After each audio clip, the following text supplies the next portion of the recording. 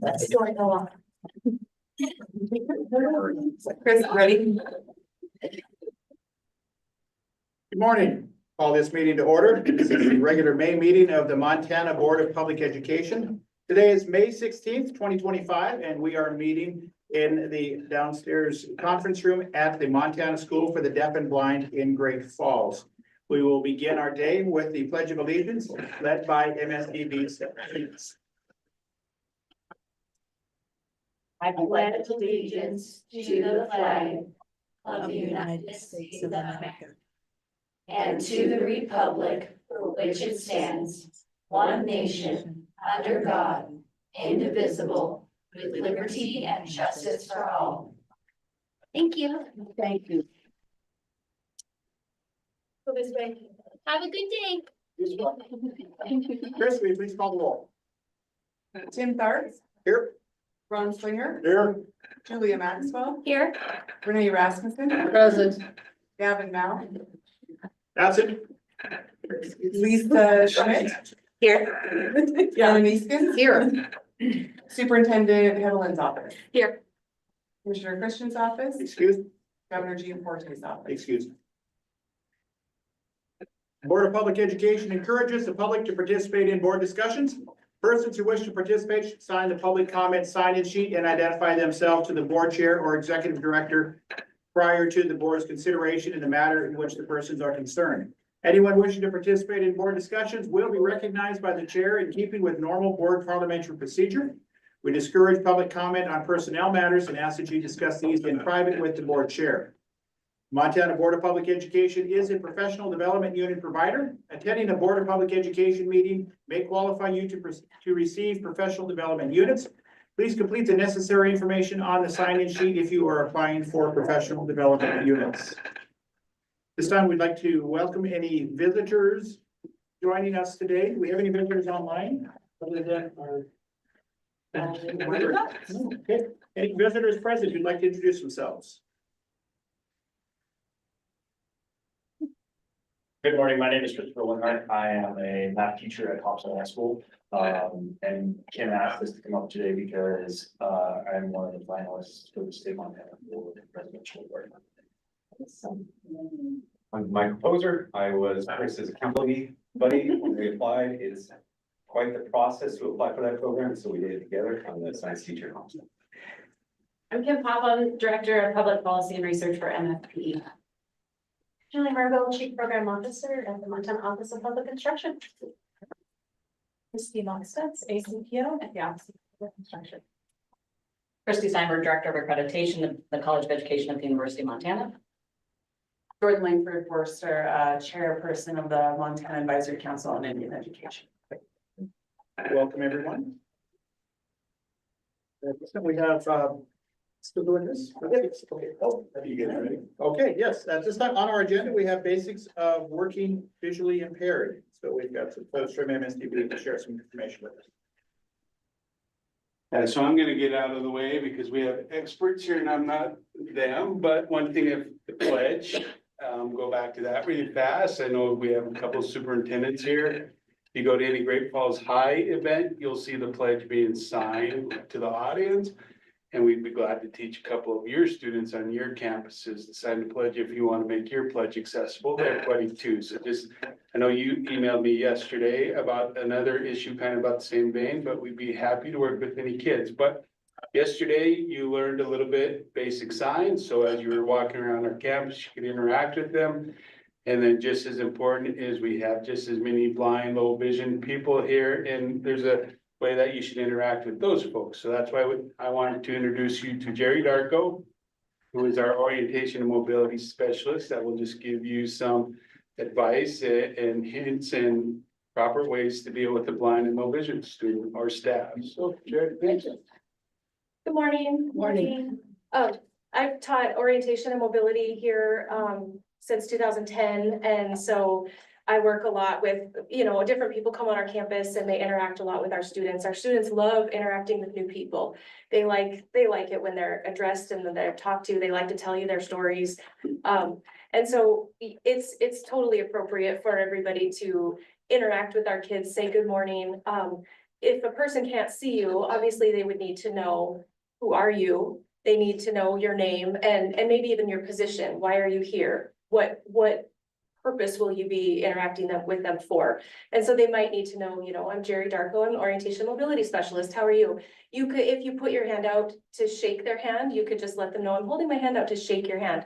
They may not be able to see that. Some of our kids have low vision and they might notice, but a lot of our kids are going to need that little verbal, hey, I'm holding my hand out. I want to shake your hand. And then they're happy to shake hands. They're more than happy to do that. They will need, if you're walking into a room, they'll need you to announce that you're walking in. If you're leaving a room, the opposite is true too. They need you to announce that our conversation is over. I'm gonna leave the room, so that they don't keep trying to have a conversation with someone who's no longer there. There are other things that you might be able to help them with as well. They might be asking you for maybe some directions, maybe you can assist them in some way. They might ask you, can you tell me where my next classroom is? Or can you tell me where my teacher is? Or those kinds of things. That you could give them verbal descriptions of their environment. And so oftentimes we want to be helpful, right? A lot of us are helpers. And so we want to grab somebody by the hand or push them through their environment. But a better option is to give them a verbal description of the environment. And so if somebody asks you a question, be very specific. Even when I'm off campus with our kids in public, I take kids for lessons off campus to practice cane skills and to practice orientation in a neighborhood or in a grocery store. I really have the funnest job ever. But when I'm out and about, even people in public they might even see the white cane and know that it's a symbol of a person who's visually impaired, but still sometimes we get people saying, oh yeah, it's just over there. And not really, it's a well-meaning gesture. We all do it. Oh, yep, that way we point, we say that way or over here, not really realizing if you walked around any environment with your eyes closed, you would need a lot more direction than that. So being really specific about your directions, our kids are learning basic positional concepts from the time they're tiny tots, and our classroom teachers are really good about building those concepts into their environments, their classroom routines. So kids, they don't just have their backpacks and coats magically appear in front of them. Our kids are learning how to go and find those things. So your coat hook is the first hook on the left, or the bathroom is in the back left corner of the classroom, or, the third door on the right, or those kind of directions are going to be really important for our students. And so if you're interacting with them, if you're eating lunch with them, or if you're walking with them, you could announce, oh, we're going to turn left here at this corner. Or if you're eating lunch with them and they're asking where their milk is, it's in the top right corner of your tray. So those kinds of things can be really helpful to our students so that they can still be independent and they're not being, moved through space or having things magically appear. We often talk about the approach, ask, and assist sort of method. So if you approach somebody, announcing, introduce yourself, talk about who you are. I'm Jerry Darko, I'm the orientation mobility specialist, and then ask, how can I help you? Or what can I help you with? And then let that person tell you. We work a lot on self-advocacy here.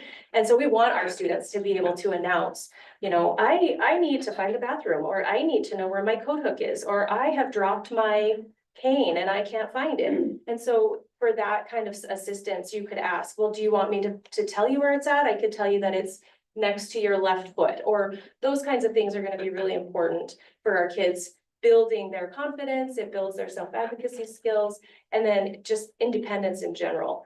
And so when you're interacting, those kinds of things are going to be really important.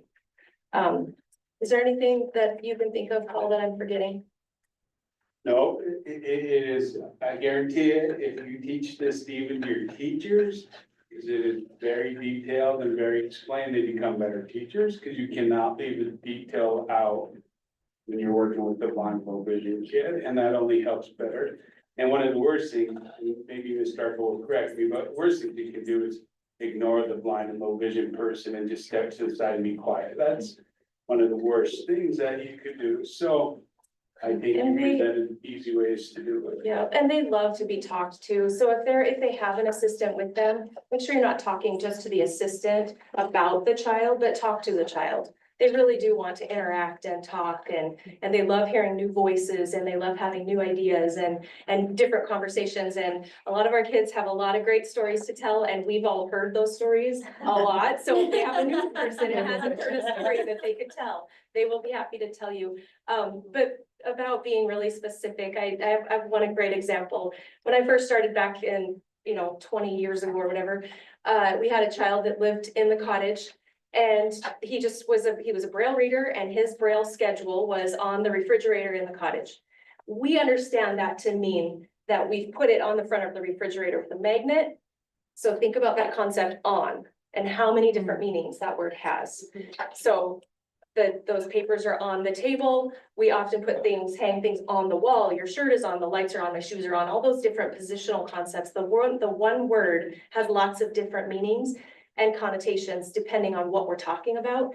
So that child was told that his schedule was posted on the refrigerator. It's on the refrigerator. So he dragged a chair over to the refrigerator, and he got on the chair, and he was looking on the refrigerator, not realizing that we put things on the front of the refrigerator. So be very specific about where you're putting things or what you're talking about. Your schedule is on the front of the refrigerator, and then make sure that they find it without climbing on chairs. And do the safety piece of things too. But just being really specific for our kids and interacting with them. And we don't change our language here at school, things like look and see, we still talk about. Here's your Braille book, look at page 145. We still use those words, and you don't have to change your language. You don't have to change the tone of your voice. You don't have to, we don't baby talk to our little ones. We love the little ones. We've got a 3-year-old right now on campus, and he's really, really fun. But he's just another student. He's just a student. He happens to need a few different modifications and accommodations, but they're just kids. So if you just keep that in mind, and when you're interacting with them, they're really, really fun. We have great kids. So is there any questions that you all have about our students with visual impairments? We have a great group, so I hope you get to see them today. I'm thinking about in the past, I've had in my school kids that are visually impaired. And does it ever happen that you would allow a teacher, especially an elementary teacher, to come here and follow someone around for a day or two so they would be more? Yeah, we Okay. do. We do that a lot. And even better than that, they need to go with someone like Ms. Dark. Well, that's gonna help. They Yeah. can hear how she's giving directions to a student to navigate. I'm not sure that all, because I just thought of that now, and those, whatever it was, 10, 15 years ago, whenever it was, I didn't think about sending somebody here. Yeah, we do that a lot. We do that with Instant. And Paul has gotten really good connections between us and the public schools. So I go and do orientations, things like this. Talk to public school teachers and teams who maybe a new student moves into the district, and we go and talk to those teachers. We have a really great relationship right now with Great Falls College to bring nursing students on our campus so they can learn about working with deaf and hard of hearing and blind and low vision students. So we're working on that all the time. So lots of good partnerships. I have a question.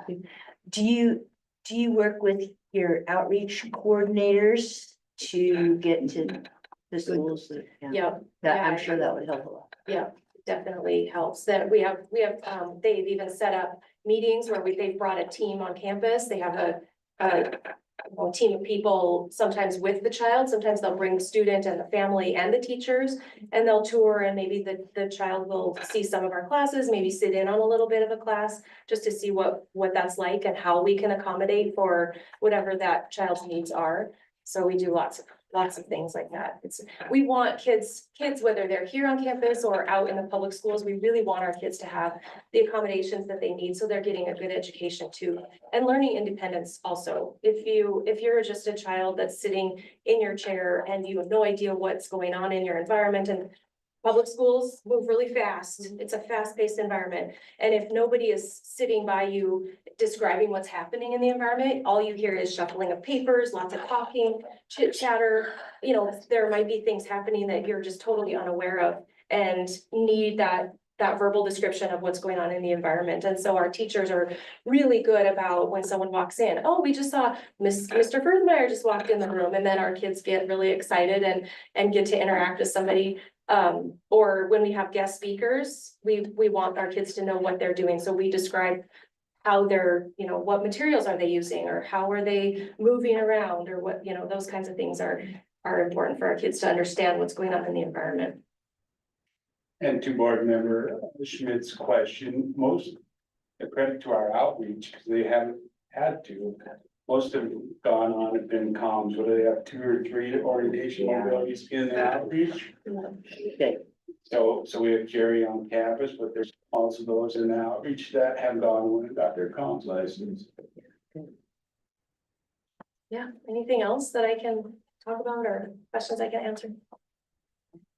Just think about kids in public schools, and then I'll wrap this up, but 2 years ago, we ended up having a student come to us that is still with us.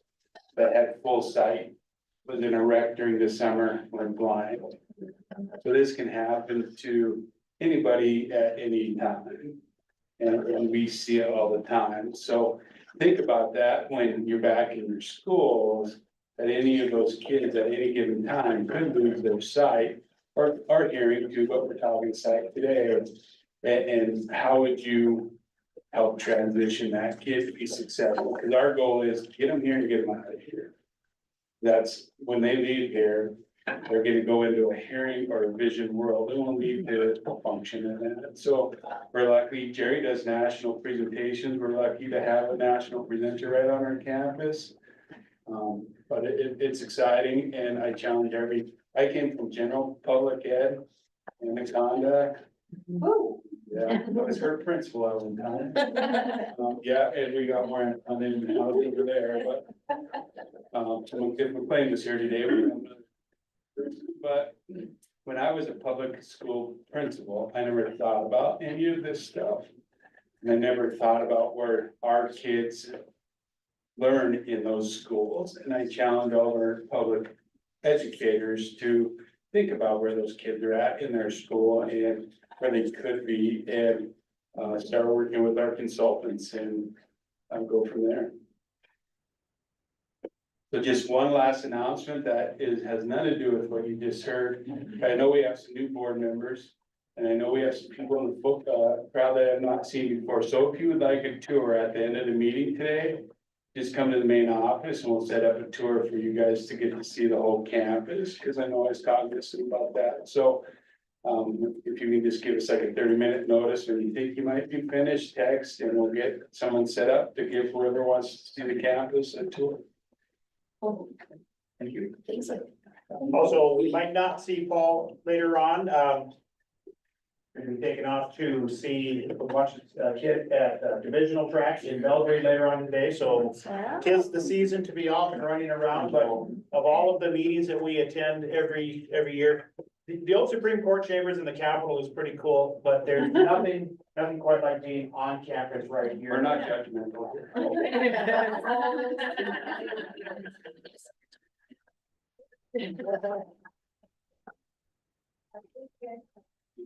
yeah, good day. Mr. Taylor, you've got a tough act to follow there. We are gonna proceed with our scheduled agenda items, and item number 12, action on the K-12 payment schedule. Paul Taylor from OPI. Mr. Chair, members of the committee, thanks for welcoming me to speak at your meeting. I have with me Corey Opie. She's off camera. She works here with me, so when I get stuck, I'm gonna let her dodge in and answer questions as well. This is an annual requirement that the OPI performs with the board. And item number 12 of the board packet should outline that we would like to have approval for the base aid component payments that are to be made from this agency for FY 2026. I don't know if it's necessary to share the document or not. I don't know how we want to go and proceed with this because I've never actually done this before. Board members, it's on page 120 of your packet. All of the superintendents in the room are familiar with this. And our two newest board members are current superintendents, so I don't think this is something that needs to be explained to too many people. My only question on it is the same question I always ask. Is that we bounced it off of Masco, so the business managers are aware, do they see any potential conflicts at any of the dates? I have not, Mr. Chair, no, I haven't actually bounced this off of Shelley. I will absolutely go ahead and make sure that that happens. I didn't realize that was part of the process. We did make sure to stick with the same message that we've dealt with most other years. We try to avoid holidays. Mainly they're targeted at what, like Thursdays? Tuesdays and Thursdays. Tuesdays and Thursdays, and tried to avoid holiday calamities, and also within keeping of with the state to make sure that we can order up the money. But yeah, we can bounce that off of Masbo without problem. Okay, and I don't think it's not a requirement, it's just something, kind of a courtesy, just in case something that they are aware of that the rest of us aren't. Happy to do it. We can do it within the next 5 minutes. Thank you. Are there any changes from in this from a normal payment schedule? Awesome. No, not at all. They're all the very same payments, although the calculations of some of these base aid payments have been modified slightly due to statute. The payments are the same as they were in the more recent previous years.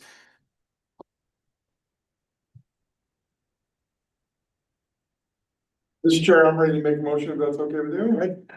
I move to approve the K-12 payment schedule. A motion to approve the K-12 payment schedule as presented by OPI. Is there a second? I'll second it. Seconded by board member Schmidt. Any other board member question or discussion? Is there any public comment? All those in favor signify by saying aye. Aye. Opposed? Motion carries. Thank you, Paul. Appreciate your time. See y'all. Bye. But Our next item has to do with Macy. I'll turn it over to our Macy liaison, board member Maxwell. Thank you, Mr. Chair. I had the honor this last between the last board meeting and now to attend my first Macy board meeting. It was very interesting. It was drinking through a fire hose, so it'll take me a little while to get my feet underneath me and understanding everything. But as you saw yesterday in our tour of Paris Gibson, we are extremely lucky to have such a passionate and very loved teacher apparently taking care of this. So I will turn it over to that beloved teacher. Thank you. Missed you yesterday. I know. You're not in trouble, but. We missed you. Anywho, sir, thank you so much for visiting, and that's gonna be an ongoing conversation. Some of the topics that were discussed yesterday during the school visit, particularly the Native American literature class that is in development. But great, and I feel so silly kind of because we've been having this conversation for about a year about increasing academic performance and literacy skills with our Indigenous students. And I teach American Indian Studies, which primarily I had set up as a social studies class. And then as we got deeper into the conversations, I thought, I know a teacher that maybe could be intentional about employing more literacy in her classroom. So I'm excited for the development of that. Macy met last week, and it was an information session with OPI, and we discussed some things that they have upcoming up with their symposium this summer. And then also Crystal shared that they're going to do some wraparound work in the JDCs. They've been asked to do so. And my only recommendation for them is that they keep the data and find a way to measure success and be able to share that, because I think that that type of work, especially with our Native youth and making sure that they're still having their academic needs met is going to be very important moving forward for everybody. And then, we don't have a meeting in June, but our upcoming meeting is July 16th. And it will be a joint meeting with the Board of Public Health, which I look forward to in Helena. And we will continue our ongoing discussions of recommendations from Macy and also closing that academic achievement gap for our Indigenous students. Thank you all for coming yesterday. Yes, I am. So I didn't get to eat my rice yesterday. 'Cause I have extra in the fridge if you want to come back to Paris. So good. Oh, I have to go back to Paris? I'll bring it to you later. Yeah. If you're here all day, I'll bring you some. It was so good. It was so good. We're gonna be done about 12:30, but we would really like that. And furthermore, speaking on behalf of several of the members of the group, do you have the recipe? Yeah, I can get you the recipe. We want the recipe. Certainly, both of those recipes come, it's a play on words, sous chef, but it's spelled SIOU. I knew that. Sean Sherman is the author of that cookbook. And he actually, they just started an Indigenous food lab, in conjunction with, Montana State University in Bozeman. So he is on and off that campus doing. That's doing awesome. Yes, So sorry. speaking as a former superintendent, you know, I know lots of, FCLA teachers that would love to do a native unit, you know, in cooking using local ingredients, or in this case, it's local to, you know, I love that you have it with you. I'll bring you more. I'll bring you as much as you want. just a couple. I mean, you better talk to them too. Absolutely, absolutely. We had some leftovers, so I just put it in the fridge. Anyway, what I was gonna say is, I would hope that there'd be a way that you could communicate, maybe even just a 2 or 3 day to start with. You know, in Native American cooking, so that FCCLA teachers, or, you know, kids that are involved in some kind of other cooking class for some other reason could take advantage of. I think that'd be great in schools, don't you guys? Absolutely. And well, the Office of Public Instruction is just wrapping up through an Indigenous cook, Mariah Gladstone, some curriculum Good. around some recipes. I don't care, I want the recipe for that. Okay. And Tim requested that you all join us on a bison harvest. Yes. And I can make that happen. So I would love. That would to be have you all. awesome. Yeah, that would, Oh, I've already done. I need that recipe too, because I want to make it. Oh, see? And the thing too, is you don't have to have every single ingredient. Like, you don't need to get wild rice from Minnesota. You could find some locally sourced here, but just the creation and the understanding of the science and nutritional value around what we're trying to do here. The only other thing that I didn't mention yesterday, but a lot was happening, was Bonnie and I, my teaching partner, were selected in October. We will be attending and presenting the National Indian Education Association's conference, and we will be presenting on regalia protection and how we can support other states who do not have state laws that protect Indigenous students for wearing regalia to the graduation ceremony. So we'll be presenting on that, hopefully sharing how Montana has gotten to the place that we're at. Board Member Quinlan? Thank you. Jordan, I'm sorry, I missed a culinary opportunity. That's not like me. Can you talk a little bit more about, you said you might be working more to emphasize literacy skills in the classes that you're teaching. I just wondered, what does that look like? What are you thinking about? Sure. So my American Indian Studies classes, I teach 4 different sections, historically 4 different sections. So the essential understandings, federal Indian policy, image, identity, and then imagery and identity, and then contemporary issues. And just through the conversations that we've been having with folks like Ivan Small and just trying to address the academic achievement gap, I thought this year, why don't I try doing a Native American literature course? And so it's been fairly successful thus far, and the students have been highly engaged in it.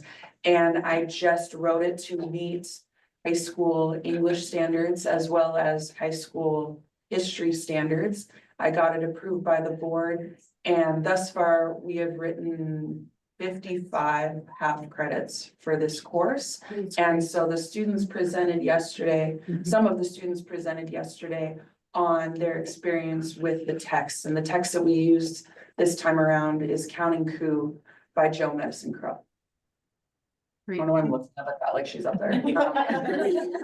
Are you, and is there anything you're working on at the elementary level that is also emphasizing literacy skills?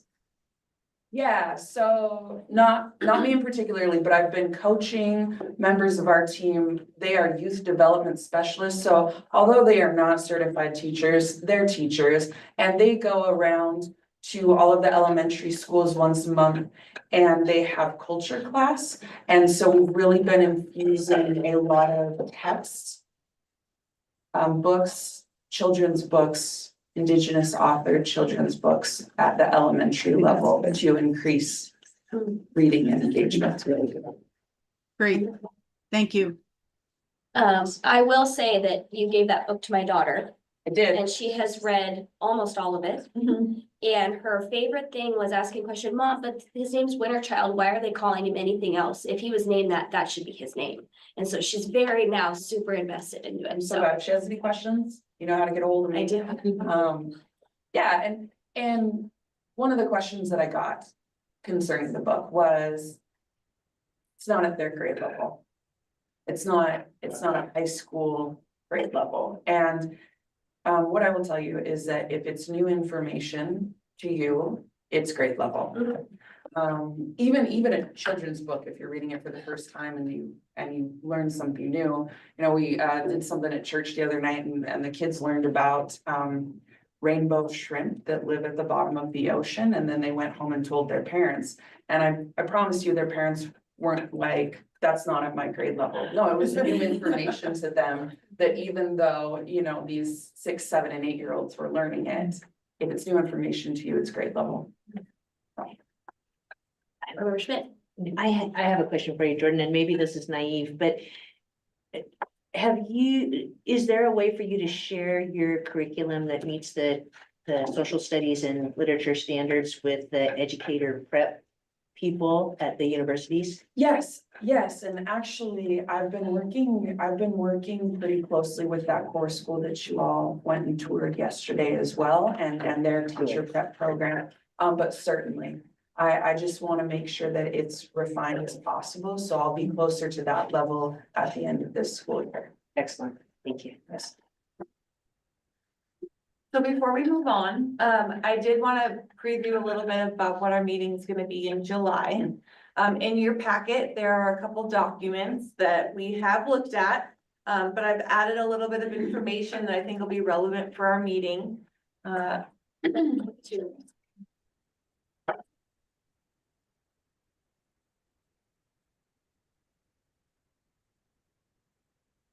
The first document here is the recommendations on the American Indian Student Achievement Gap. You'll see here, sorry, that's kind of small. But you'll see here, these are the recommendations that came to the board from Macy. And I've bounced these around with a few other entities, OPI included, trying to think about how we go about trying to accomplish as many of these as possible. There's no way that all of these are directed at the Board of Public Ed. We would not be in a position to do all of these on our own. And so in red, you'll see that we've added some other organizations and entities that probably need to be at the table to have these conversations. So at our joint meeting in July, it was suggested that we probably need to invite these people to sit at the table and have a conversation with us. So you'll see that for each one of these, we've added some additional groups. We will invite them when we do a roundtable to discuss these recommendations and decide how we can move forward with these and actually come up with some different action steps. So this one is pertaining directly, I'm not gonna go through each of these, but this one's pertaining directly to the American Indian Student Achievement Gap. And then the page following that is pertaining to the Indian Ed for All allocations. So you'll see both of those in there. If anyone has any suggestions of other folks that maybe I was missing from these, please let me know. I think the more the merrier in these discussions. I think that will suit us better when we're trying to think about next steps and recommendations. And Jordan, did you have anything else you wanted to say on this? I know we talked about this briefly, but. Yeah, wanted to see what else. no, I really appreciate the refinement of and the inclusion of the other entities. Realizing that this is not just an OPI situation, this is not just a Board of Public Ed situation. We really just needed a starting point to create our identified needs and our identified wants, get it on a piece of paper and there. So I appreciate you doing that. Jordan, I've been working with you, because when he came to us before, he wanted us to do something, and I tried to be clear, we need to work with schools and with tribal partners to do this. We can't do this to the schools because it'll never work. We need to be able to do this with, and so we make sure that he's engaged with us to be that. Yes, Ivan has turned into my long distance pen pal. Good.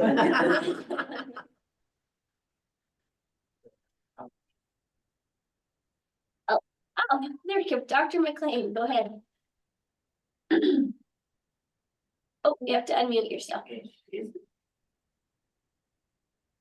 Trying to use sign language. I know, I love it. Maybe move to Madeline. Go to Matt. Her computer does this on every meeting I'm in. Yeah. She has to log out and log back in. All right, Board Member Quinlan.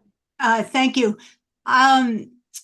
McCall, one of the things that we talked about as part of the Yellow Kidney settlement was tribal consultation and trying to get a better idea of what that would look like for the board. Is that either in this list, either of these lists, or is that also something we're preparing for the July meeting? Yeah, that's a good question. I don't think that there's anything in this list that specifically says the Board of Public Ed shall do tribal consultation. I think that there are some that's more specific to school districts, but given that our settlement does require that we do some, I think that's something that I could work with Jordan on, and maybe that's a conversation that we can have with Macy on how to best do that. I will say the language in the settlement is really broad. It doesn't require we do tribal consultation with every tribe. It just says that we have to have an understanding of tribal consultation. And so I think working with Jordan and other members of Macy, we can get a better idea of how that professional development will suit us best. Great. I just want to make sure that stays on our, at the foreground. Yeah, thanks, Madeline. And also too, just a natural outcome of the Board of Public Ed and OPI working with Macy is Macy is in a way tribal consultation. Yeah, exactly. Feels like it. Yeah. Bring more rice next time. We'll consider that tribal consultation. But I also think we want to do it well. Like, I think we take that very seriously, and we want to make sure that we're, adhering to the requirements, but that it's also meaningful to the members around this table. So, we can have that conversation for sure. Thanks for bringing that up, Madeline. Well, if I can add, to do it well, it needs to get down to the student level, however that happens. If it happens through Macy or any other, get it down to the kids. Yep. She's declining, right? Oh, there she goes. Oh. All right, go ahead, Angela.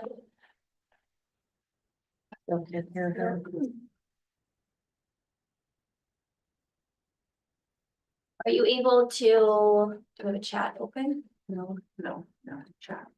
Jordan,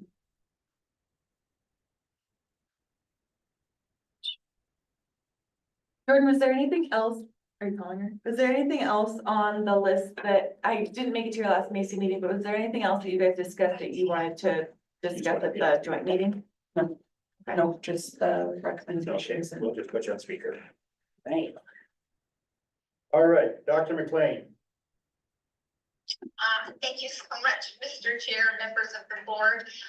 I am on speakerphone right now because for some reason my volume, my microphone isn't working. So there's a little bit of feedback, so my apologies in advance. First of all, Jordan, thank you and Dugan and your wonderful students yesterday for having us yesterday. That was an absolutely remarkable event. 1 second, I'm going to mute my end. And it was great to hear their insight into the book, their perspective on regalia. And I just want to begin my remarks by thanking you for the opportunity to see all of that and to be in your place and in your space. And one of the things I did want to take the opportunity to do with the board too is really point to the fact that the university system campuses have really tried an intentional way to emulate the efforts that I think you saw yesterday. With Indian Education for All, with dedicated space on our campuses. We're really making remarkable efforts on that front, and we think that it's leading to some pretty good results on the data front.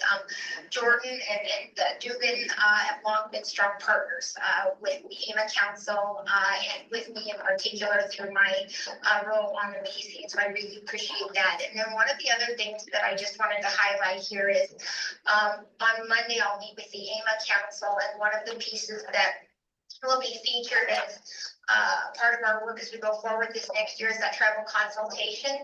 And we're going to be talking about how we can do that more intentionally as we go forward. And then one of the other things that I did hear as part of the conversation earlier, and McCall, I appreciate you highlighting on that document that you just shared, each of the red pieces as we talk about Canadian student success in the university system.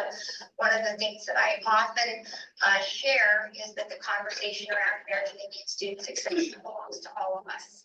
And so that document that you shared clearly indicates that the fact that we're having such a detailed conversation with Jordan today, and the fact that we got to have so many people in that room yesterday, I think is just indicative of that growing sentiment. And so just a few notes on that front that I wanted to share. It's a P20 conversation around American Indian student success. And when the one young man highlighted that the author of the book, the featured person in the PowerPoint yesterday got his college degree, I thought there was an opportunity to really feature some post-secondary opportunities for American Indian students and all of the good things that are happening because they are so well prepared at the K-12 level. So I'll just end on that, and I just want to signal my appreciation to everybody in this effort. Thank you.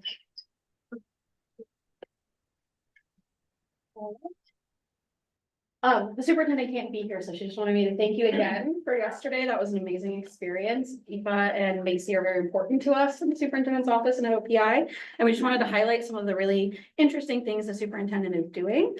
So back in March, we had our Aoife conference, and then in April, we had our RISE Summit, which was a great opportunity for our Indigenous students. You'll hear today about the ELA and the literacy standards that our team has been working very hard on. They used Macy as an advisory council to that. And then there are Aoife examples in each. I'm not going to go in depth because Marie will do that for us, but very exciting work. And then the superintendent and I are heading to the Native American Student Advocacy Institute in Seattle next month. We extended the invitation and made sure that you got that. So, you know, some really exciting work that we're doing, and we just want to once again thank you and thank Macy and thank you for yesterday. Thanks for coming. Chair. All right, anybody have anything else for Jordan? Thank you. Great, thank you so much for your continued work, appreciate it. Was that, sorry, what time you want to get done today? 12:30. All right, what we got? Yay. Moving on, item number 14, we're on page 125 of your board packet. As is a charter school, hand things over to our charter school committee chair, Dr. Slinger.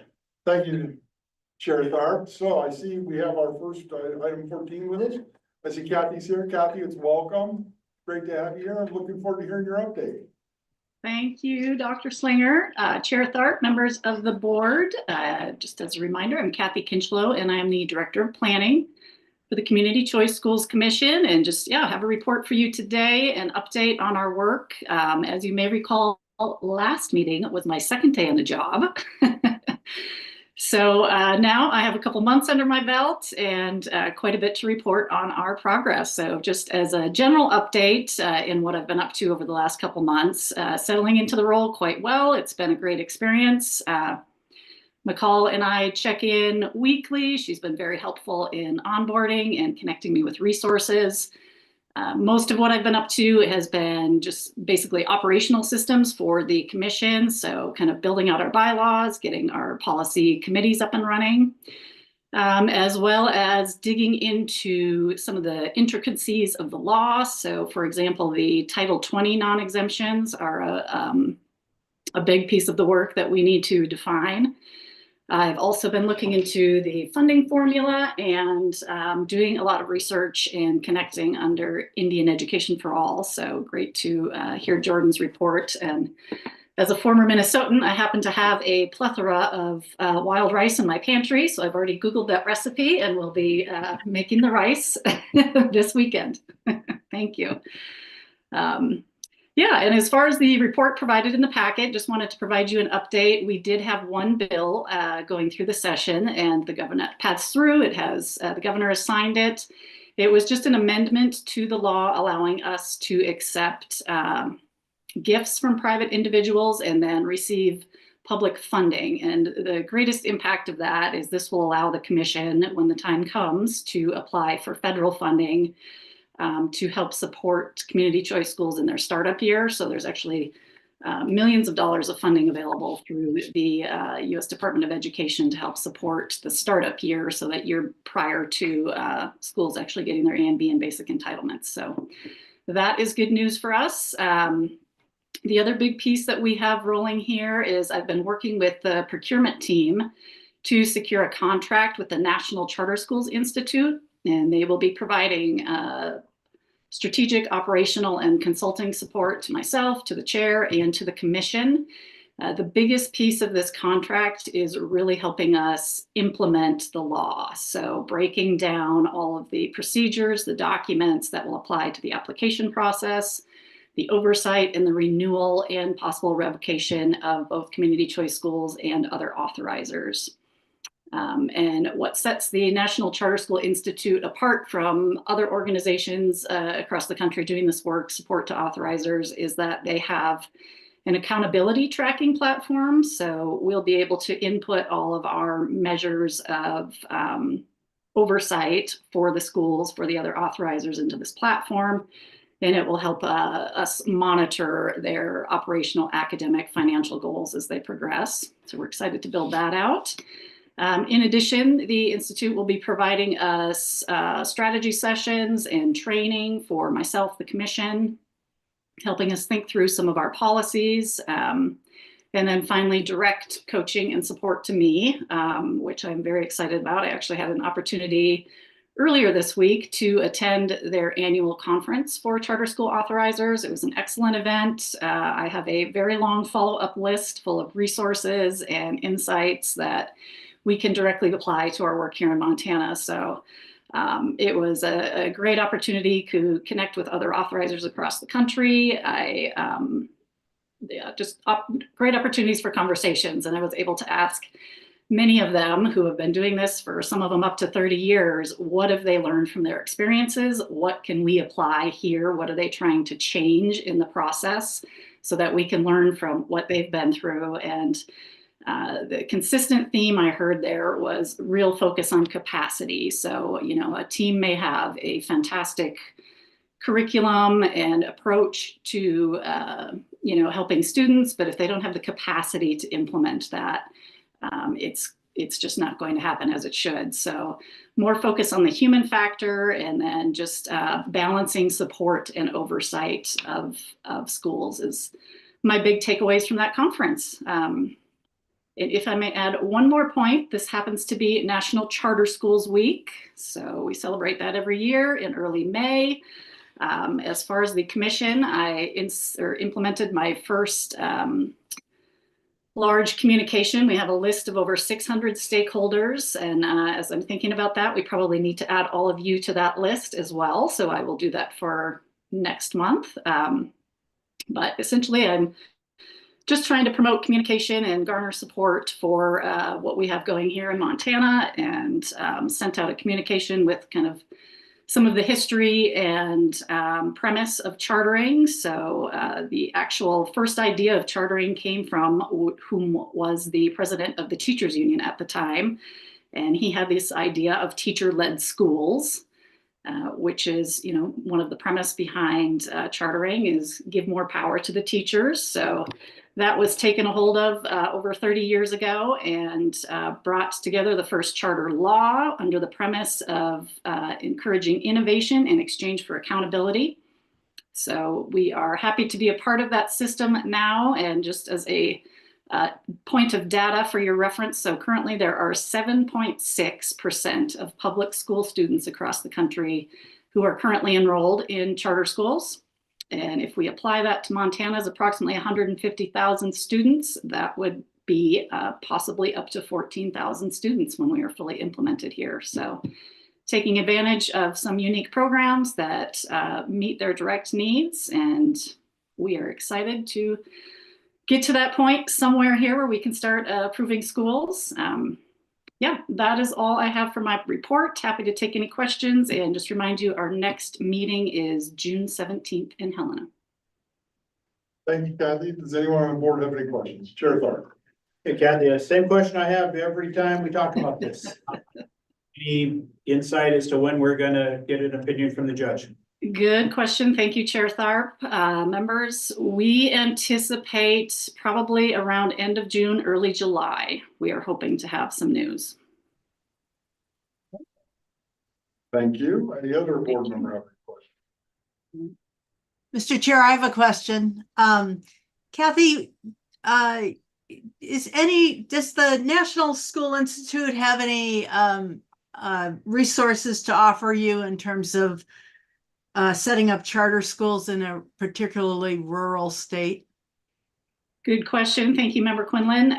Yes, they do. So we have been connected with, actually directly, one of the folks I met there was the director of the Colorado Charter Schools Institute. So they have several rural schools as well. I also connected, and they are connecting me with the Bloom Institute in Idaho, whom I had some good conversations at the conference as well about what does this really look like for rural schools. And in addition, had a good conversation with the executive director from Arizona at the conference, whom they connected me with, and had a good chance to talk through what charters look like for the tribes. And we do have quite a bit of interest here so far in Montana from three of the tribes that I've heard from so far. So yeah, it was great, because that's going to be our niche, right? I think we're going to have a lot of small schools in rural communities, and there's, you know, how do you balance that with the existing schools that are there and resources?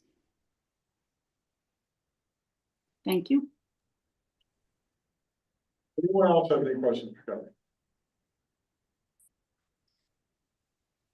I don't see any takers. Kathy, thank you so much. Appreciate your time. Thank you all. Thank you.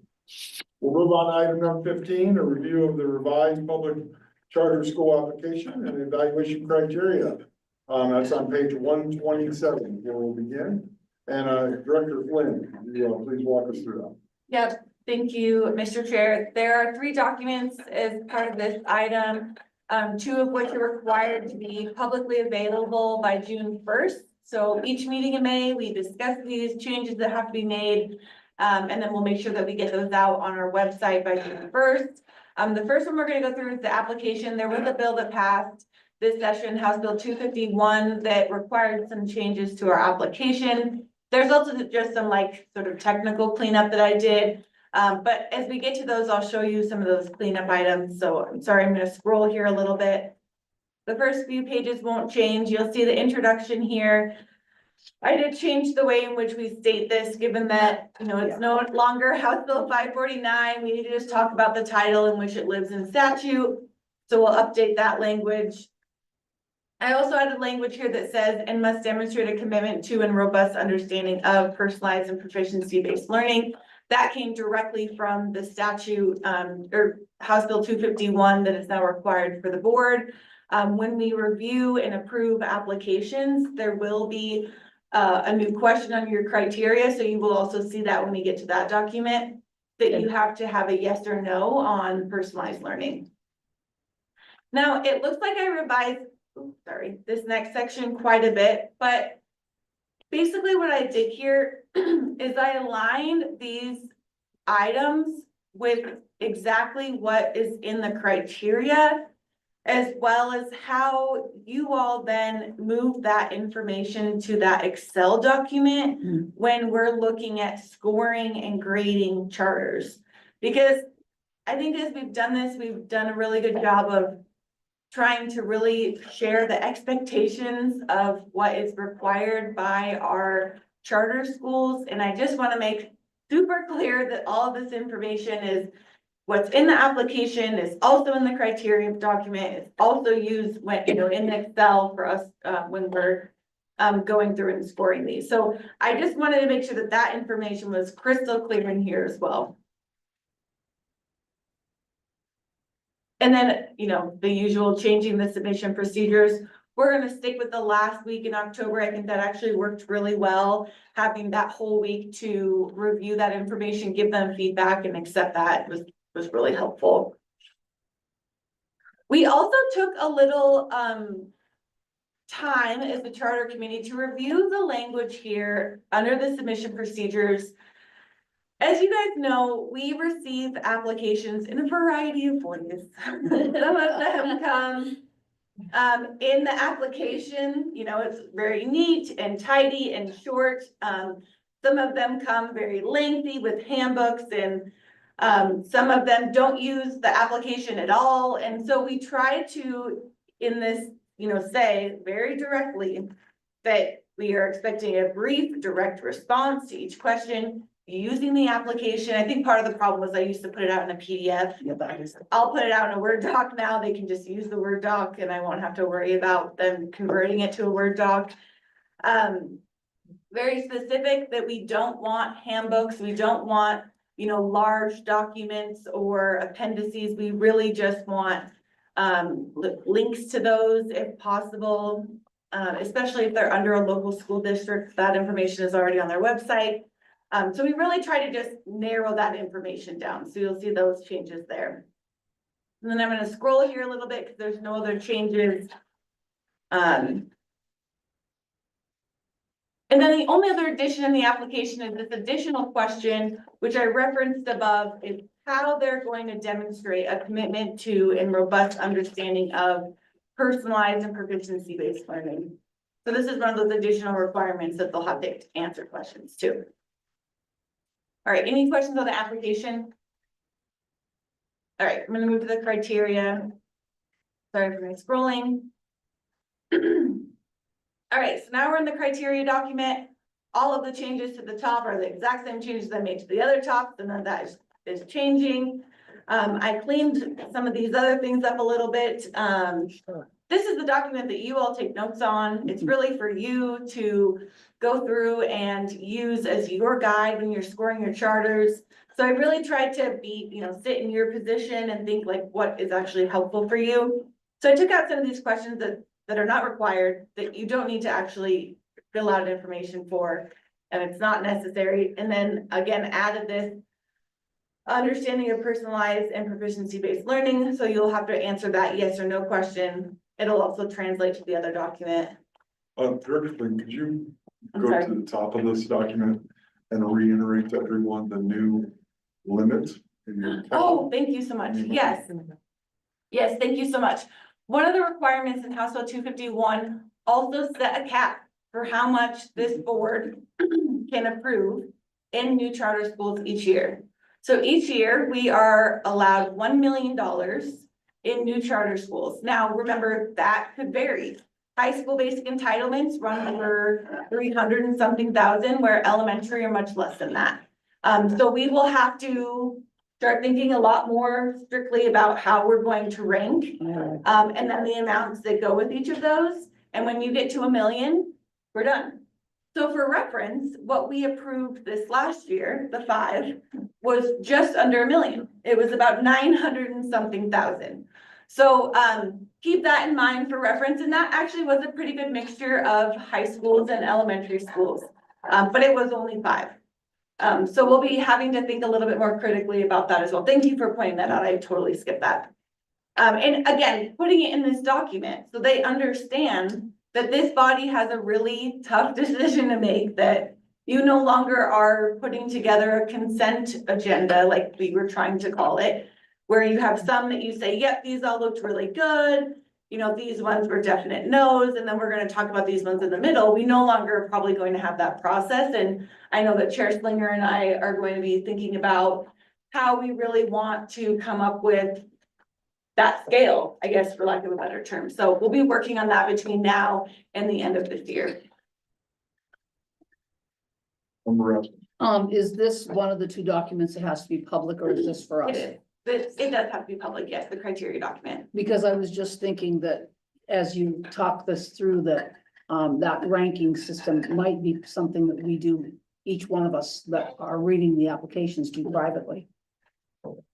You absolutely could do that. I'm just wondering, that's why I wondered if, you know, if that were part of this document, if that, can we change this document, Claire, up till the time that we? No, it has to be publicly available June 1st. Oh. But I think what you're talking about is different than the criteria. So Okay. the criteria is how you're going to score each charter school. It is, what are the expectations? And as you know, much of this is required in statute, Yeah, right? right, that's what we made. So everything that's on here, the general assurances, Yeah. the academic program, the school governance, all of these things are required Right. through the statute. And so what your job is then is, when you're analyzing the application, you're scoring it here, and then you're just translating your score to that other document. Okay, That's all it is. The other document just helps me keep my thoughts in order. okay, It's not, yeah. okay. Thank you.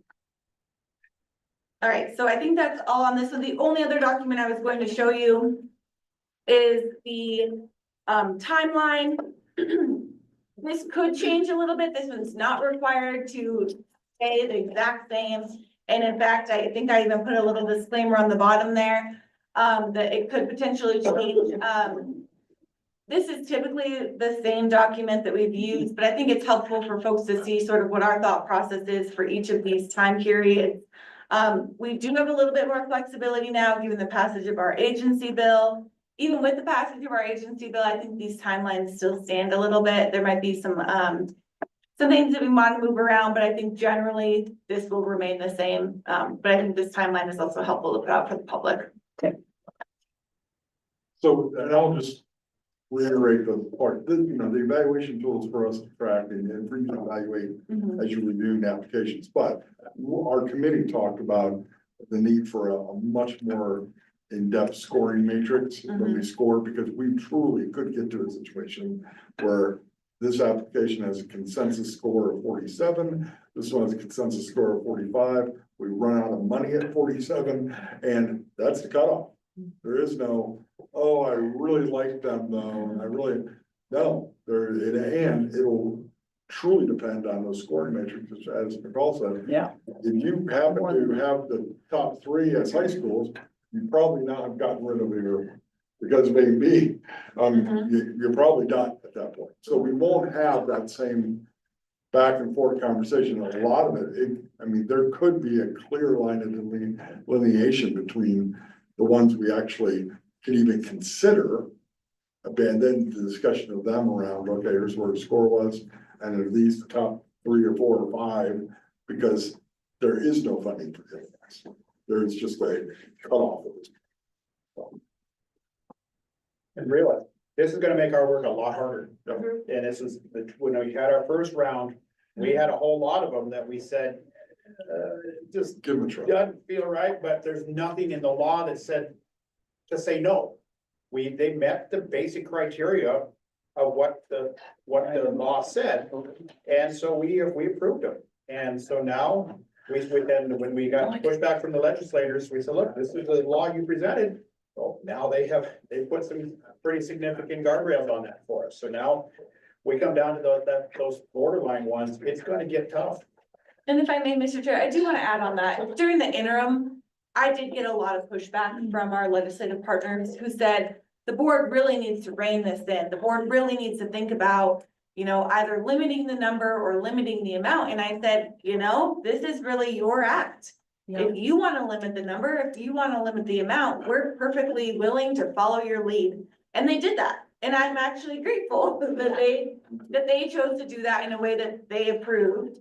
Because again, if we decided to do that, it you know, wouldn't have been the intent behind what they wanted. Yeah, right. So this was, again, what they intended.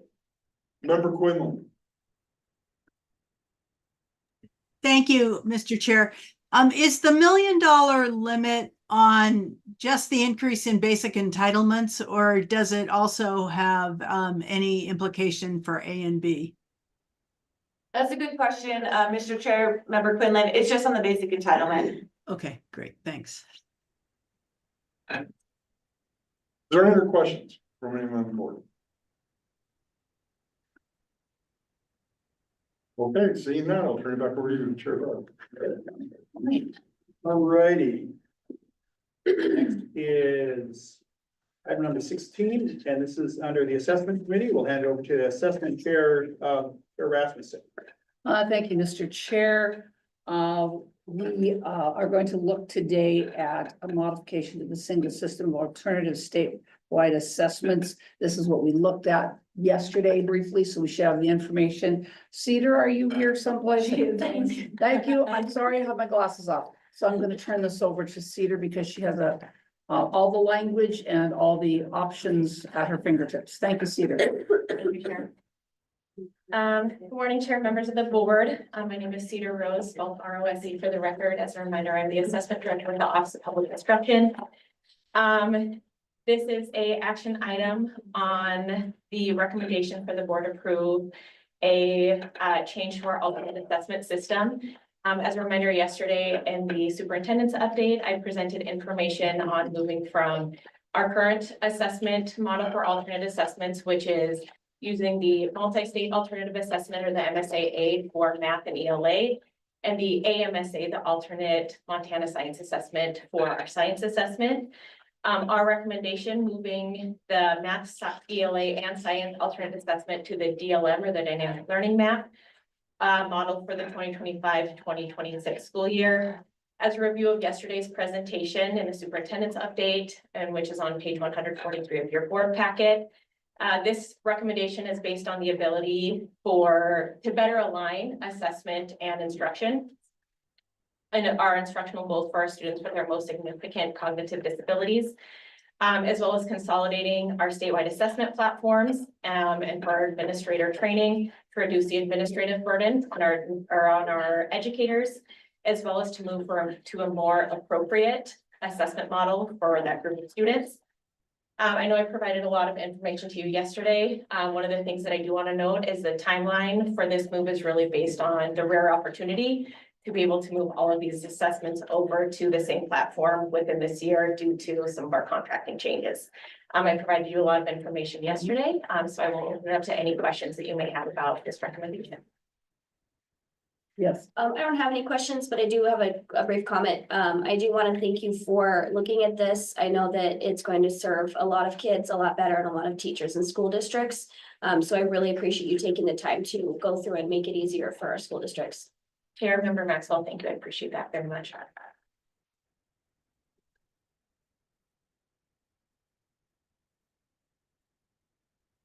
I'm ready to make a motion, Mr. Chair. Okay, go ahead.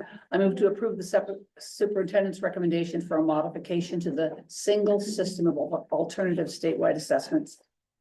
Got a motion to approve the state superintendent's recommendation on the single system alternative statewide assessments. Is there a second? I'll second. Second by board member Maxwell. Further discussion? Board member discussion or questions? Any public comment? See then, we'll proceed to a vote. All those in favor of the motion signify by saying aye. Aye. Any opposed? Motion carried. Thank you, Cedar. Our next item is having to do with the accreditation, and our first thing on there is a panel, and these are all actively working superintendents who are planning on us meeting with them at 10:15. And so I'm not about to try to disrupt their worlds on Friday. So in the meantime, I'm going to open a portion of public comment that was going to be for later and invite Kim Cobham to come forward with a couple of Thompson teachers to give us a presentation.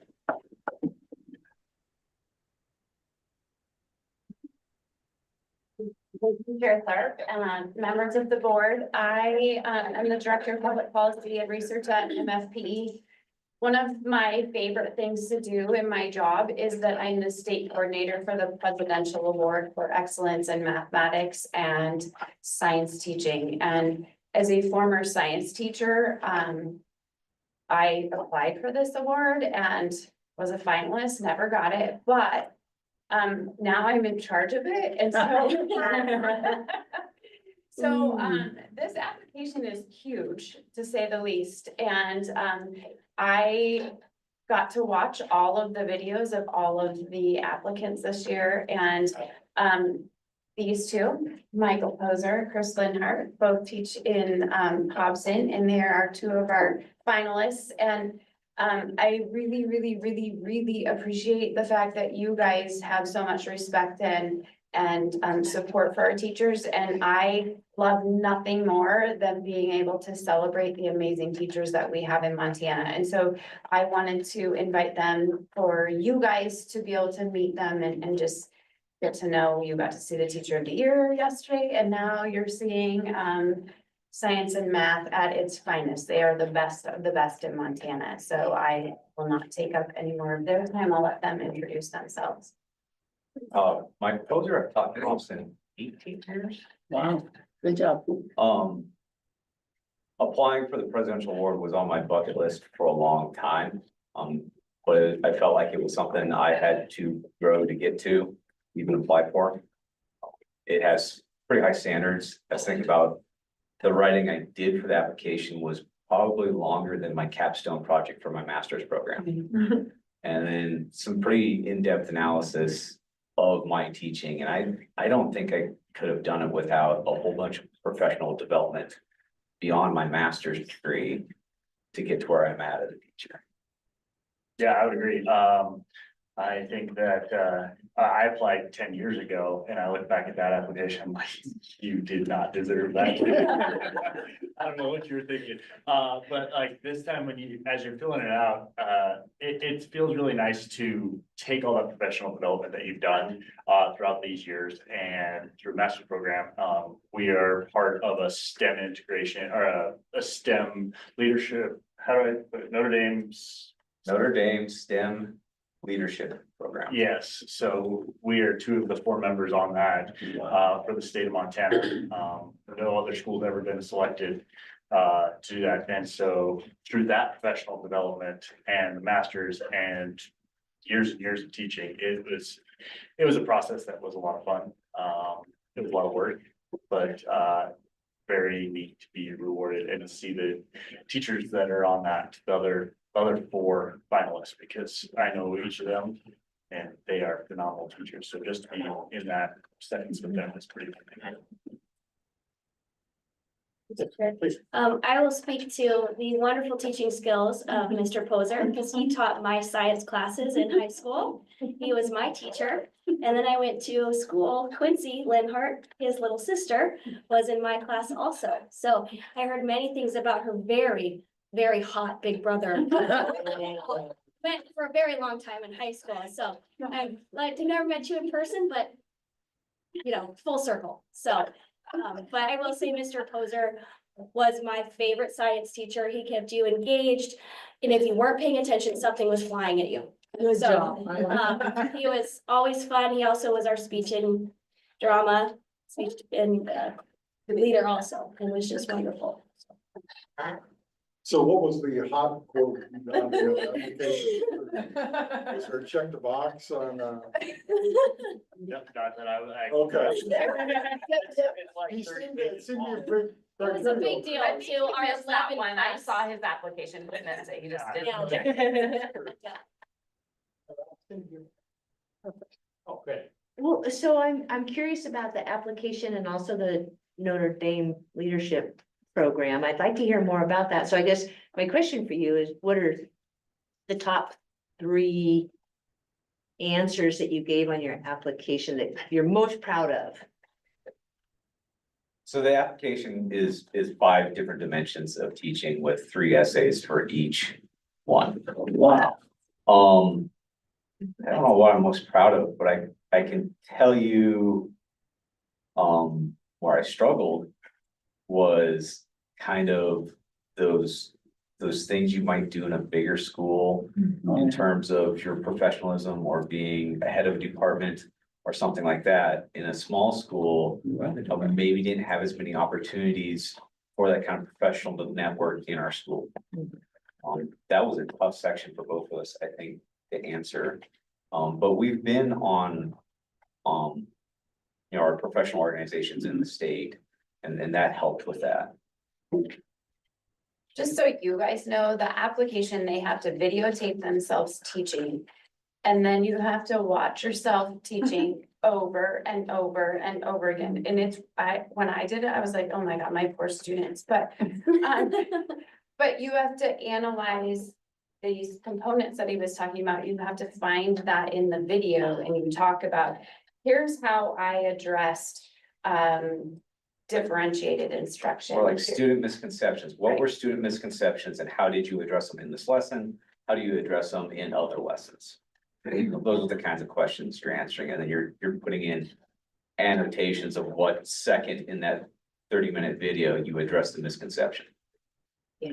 It's very reflective, and you learn a lot about yourself as a teacher when you do this application process. So The Notre Dame STEM program was something Chris saw at National Math Teachers Conference. We applied as a school group. We had to form a group of 3 to 5 teachers that wanted to do this. And then that was a great big application we each had to do. There was a selection process. They do a cohort in this program every 2 years. And they select 7 schools across the country. And so we were one of just a few And schools. so what do you do in the program? The most intense professional development I have ever had in my life. We were on the Notre Dame campus for a couple weeks every summer. We were recording our classrooms once a month and then having online coaching meeting with other teachers and a professional coach, going over kind of the same kind of analysis, how we taught, what students were thinking and why, what are our best teaching practices, what are our teaching moves. Winter conference in January, we meet up over Martin Luther King weekend and more professional development on AI in the classrooms, on math teaching skills, on assessments and how we relate assessments to high standards and measure what students are actually thinking. And then this next summer, it'll only be a week, but it's kind of our capstone week, and we'll present our work to the next cohort program. Interesting. It's, so the way that it works is they spend a lot of the first year on yourself and reflecting on your teaching and the videoing of yourself and how to grow. And that first summer is all about your growth as an individual. When we went back to second year, we have a STEM integration blueprint that as a team, we're trying to work together to expand it beyond just us 4. And how can we start to build this leadership and this STEM integration into our school and make it a culture for everyone, not just for us 4 that we're lucky enough to get to do this.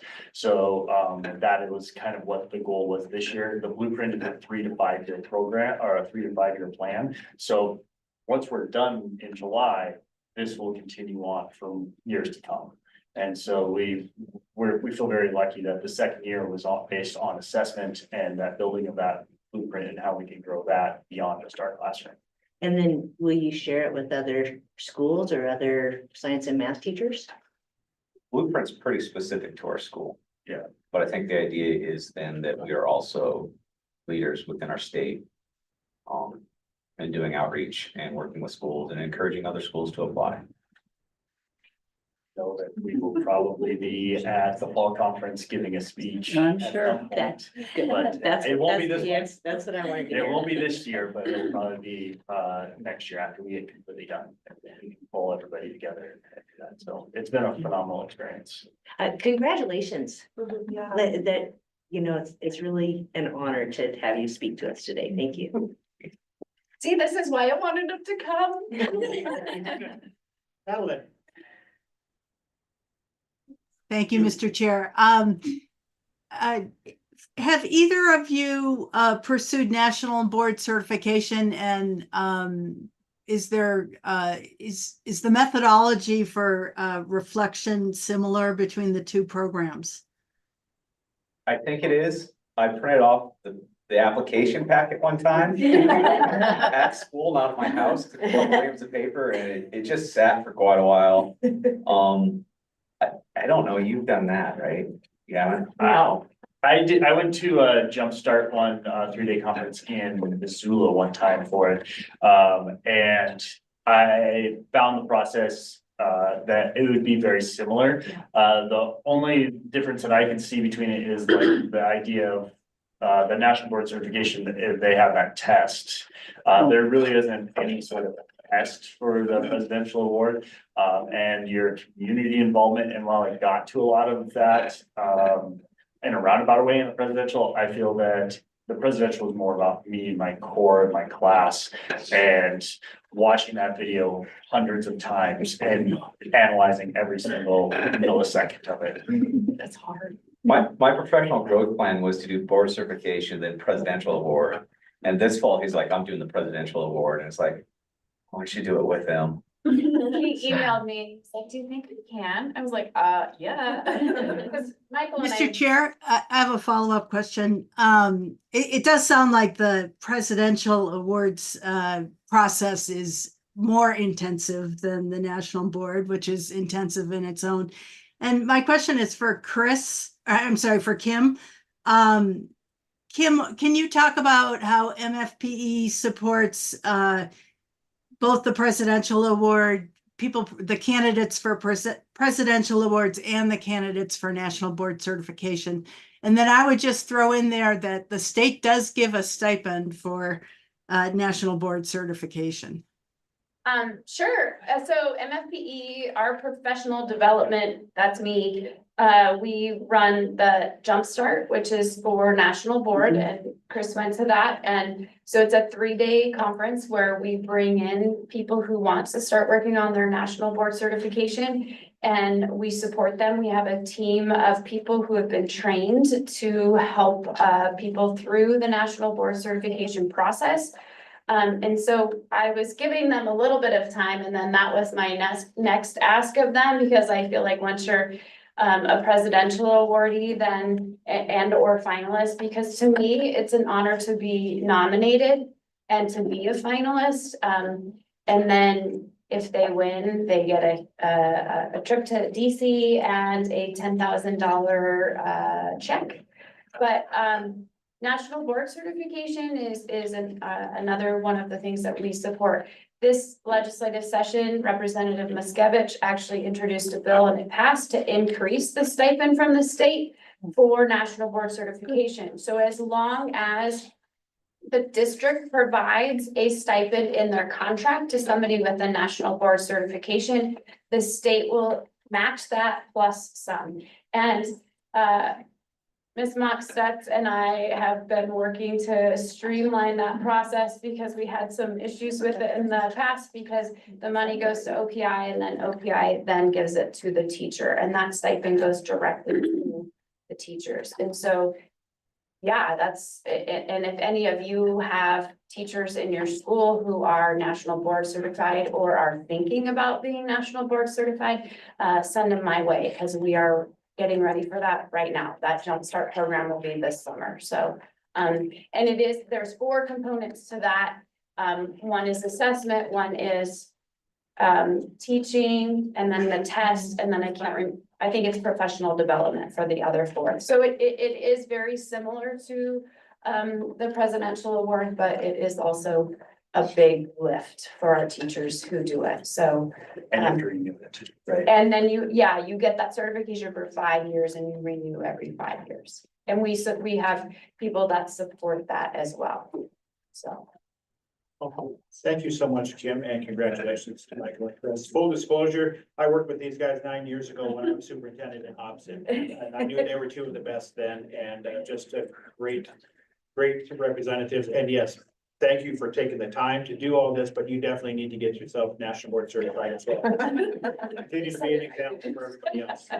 Because you guys, you can lean on each other just like you did through this process. So thank you so much for taking the time to come forward. And thank you so much for recognizing them. I appreciate that.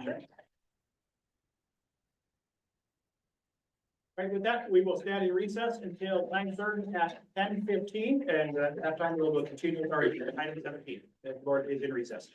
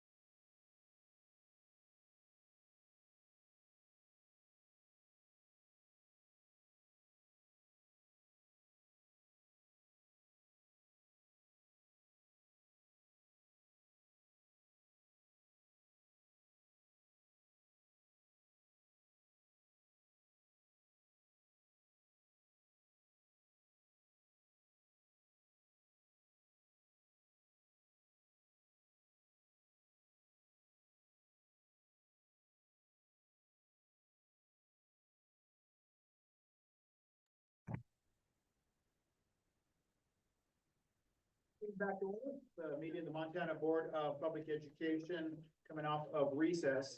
Today is May 16th, 2025. We are meeting at the Montana School for the Deaf and Blind. Our next agenda items, starting with item 17, page 147 in your board packet, members. And our final items are all the accreditation committee. And Chair Quinlan participating remotely. We're going to hand the meeting over to Hannah to chair these remaining items. So we're going to need to. Thank you, Chair.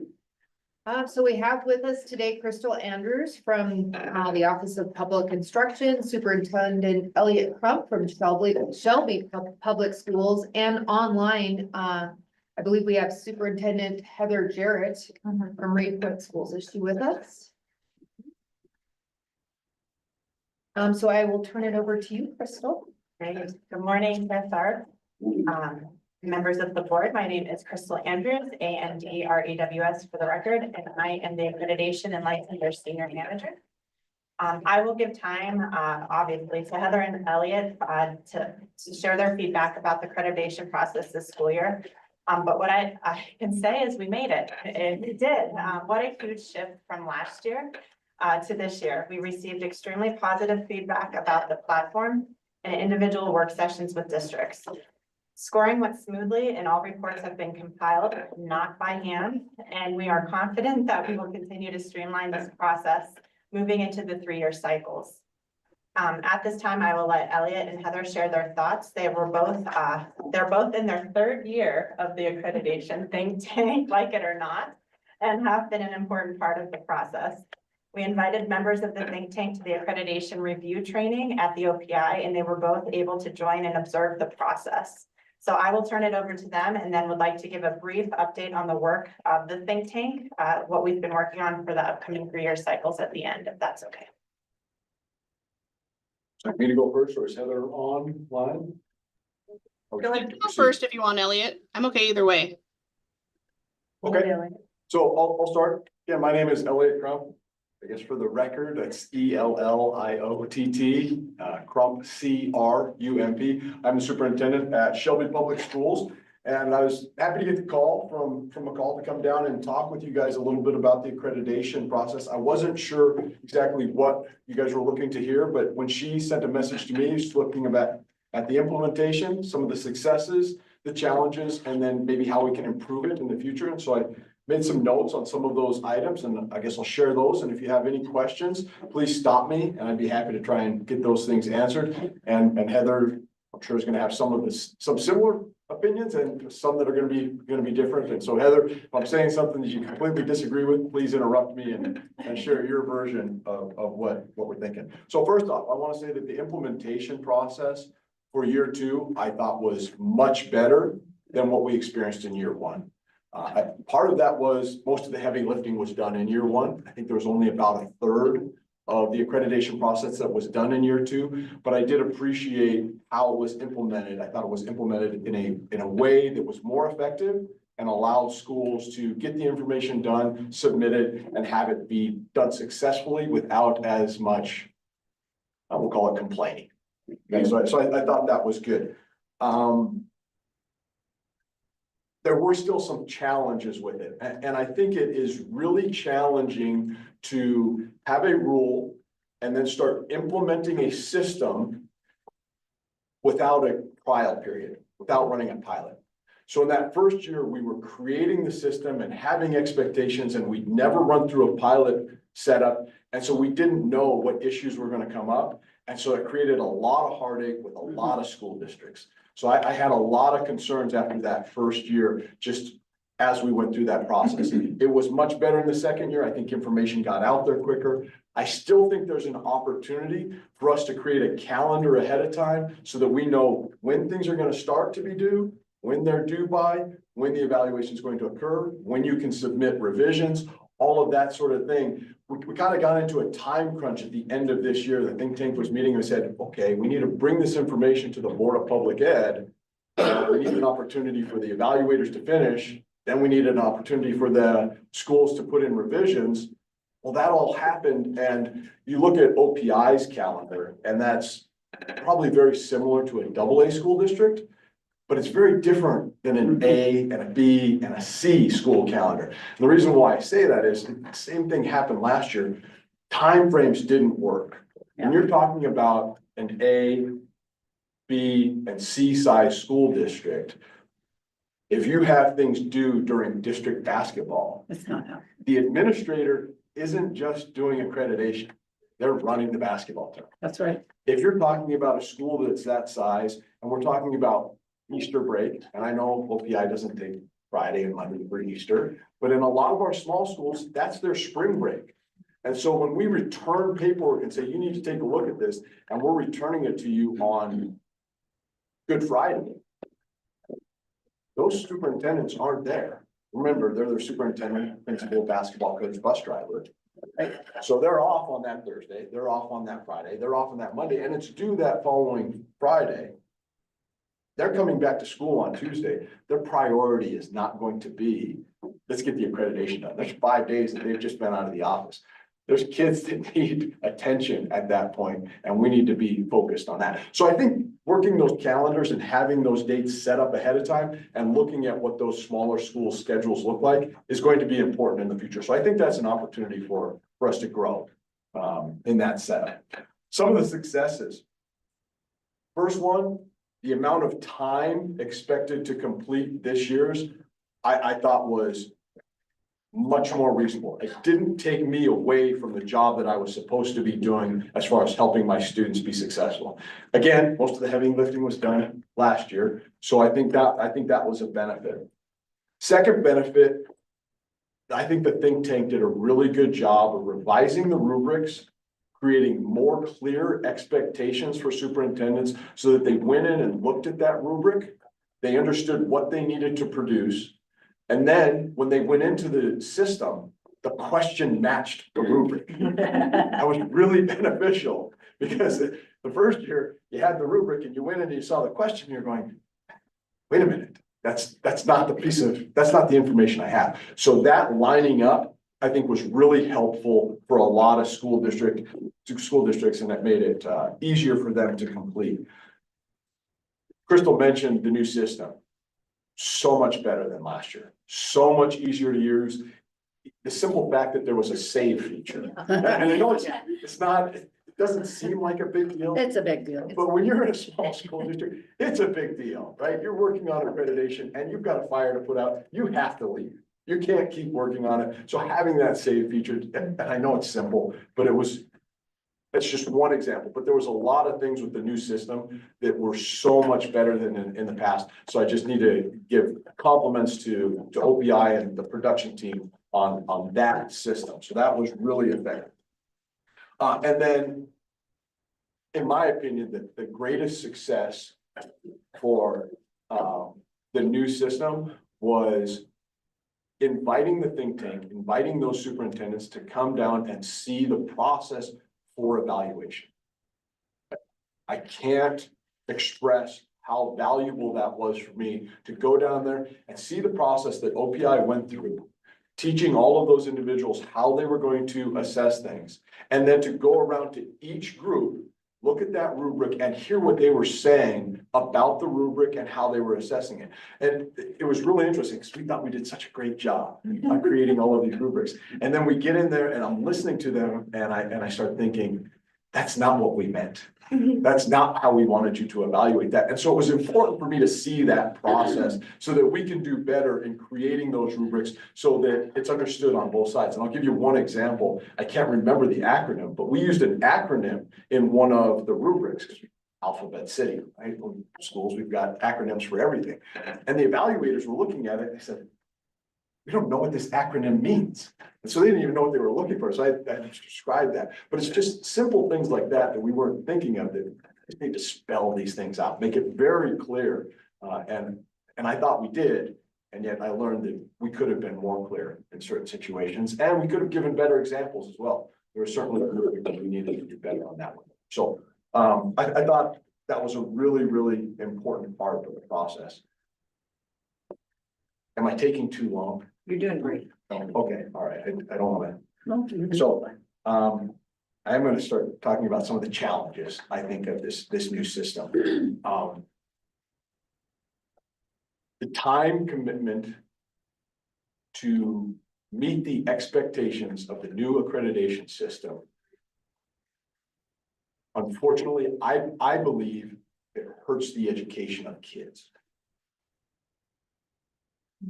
I really struggle with the amount that we are being asked to produce, and it's the think tanks and superintendent's faults, because when we get in there and we look at the rule, we say, we better prove it. We've got to make sure this is done. We got to make sure that we're alpha type personalities. That's what we're doing. I think we're doing it to ourselves. I really am going to go through and I'm going to encourage us to look at what do we actually want to know or need to know for accreditation purposes. I think it's an important question because there's a lot that's in the rule. But are we really doing things that are benefiting our kids if we're doing all of this work? We're taking people away from teaching and overseeing schools to produce paperwork to meet a rule. It's really my biggest concern with the process. And I'm at fault. I'm on the think tank.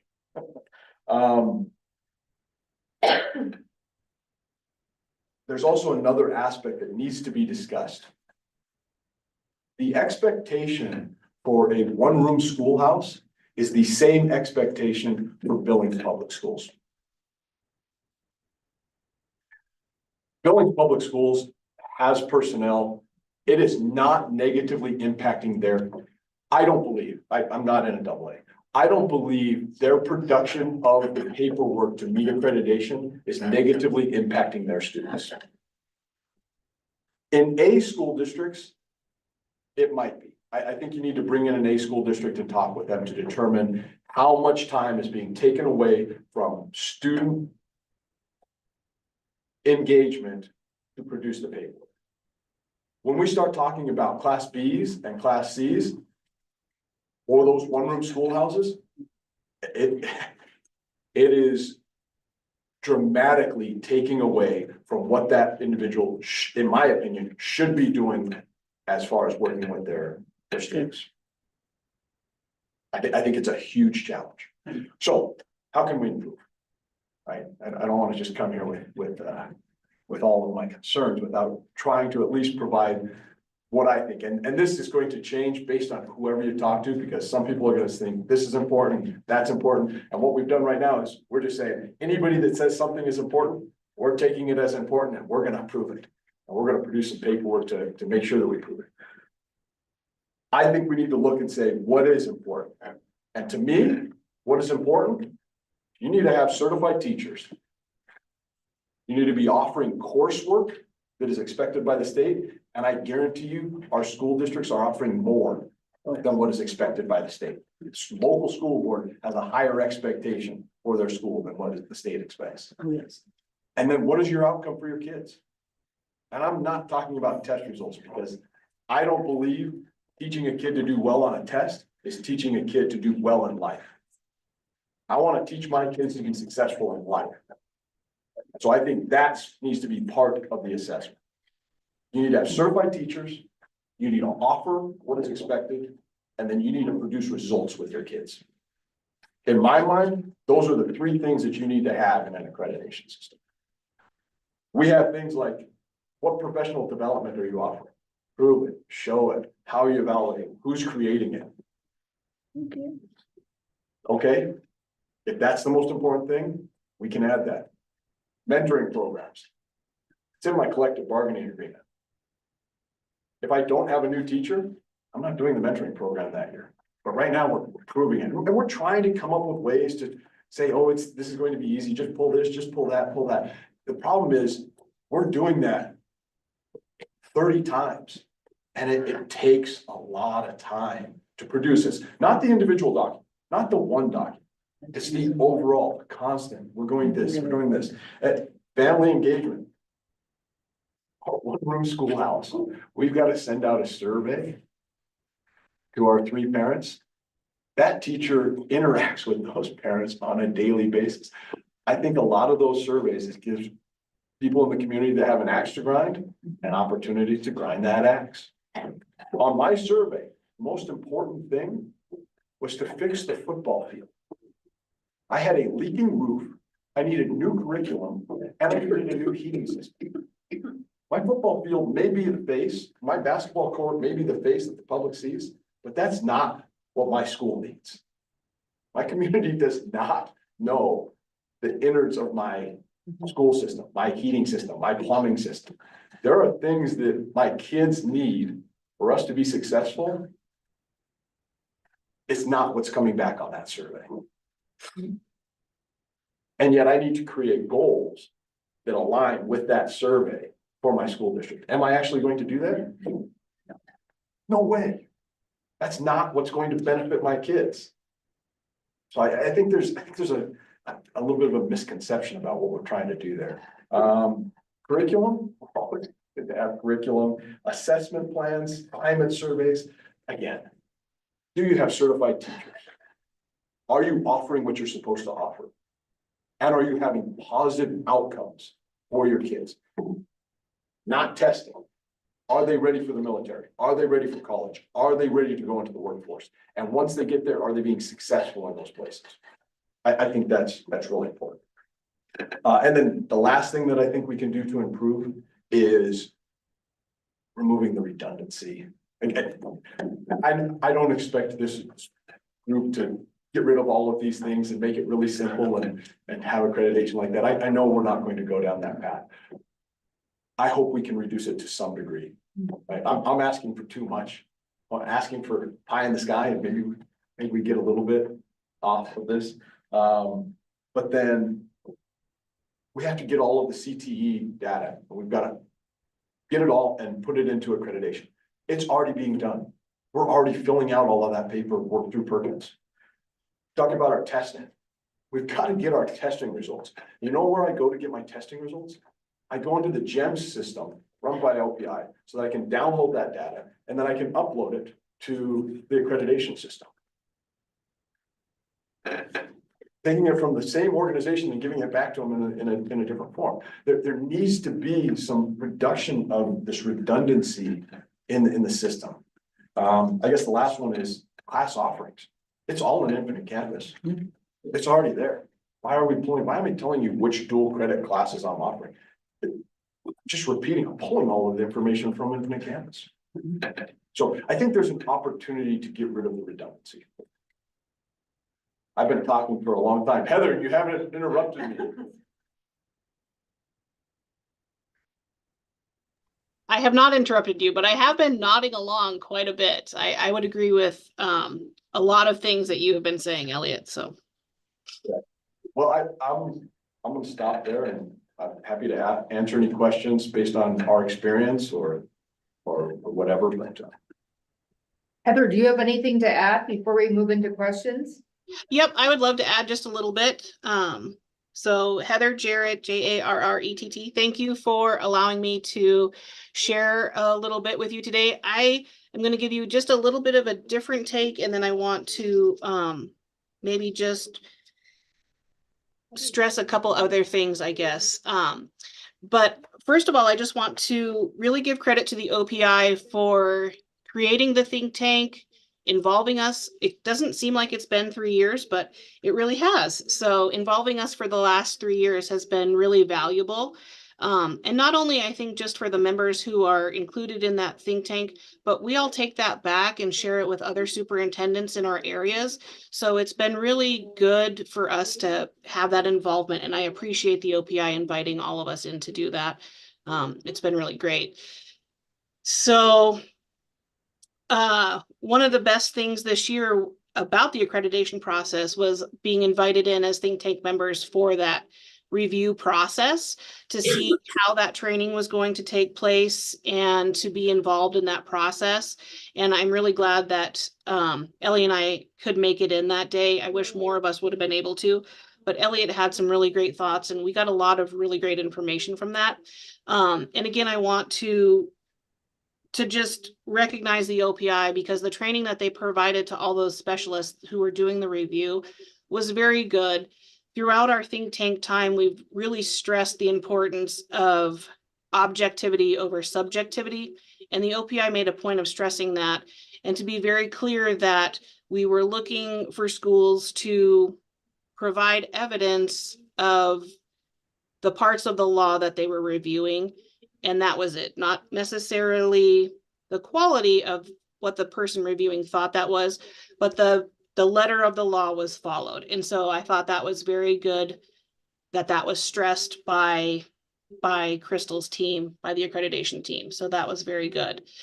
And then working together, they worked to really establish norms. And I loved that all of the reviewers asked very good questions. They really clarified what that process would look like. They were really a united front, and it was great to see all of those members inside an OPI office working together. And that was one of the other great parts, is that they were all very happy to be there and going through that process. And so that was really heartwarming, actually. I felt really good about our schools were in really good hands. So that part, to me, the care and the positive intent that everyone showed was really great. And then they really included Elliot and I in that process, because as we were wandering around and kind of following along to different sections and review teams, there were times when the think tank could have done better for all of our schools.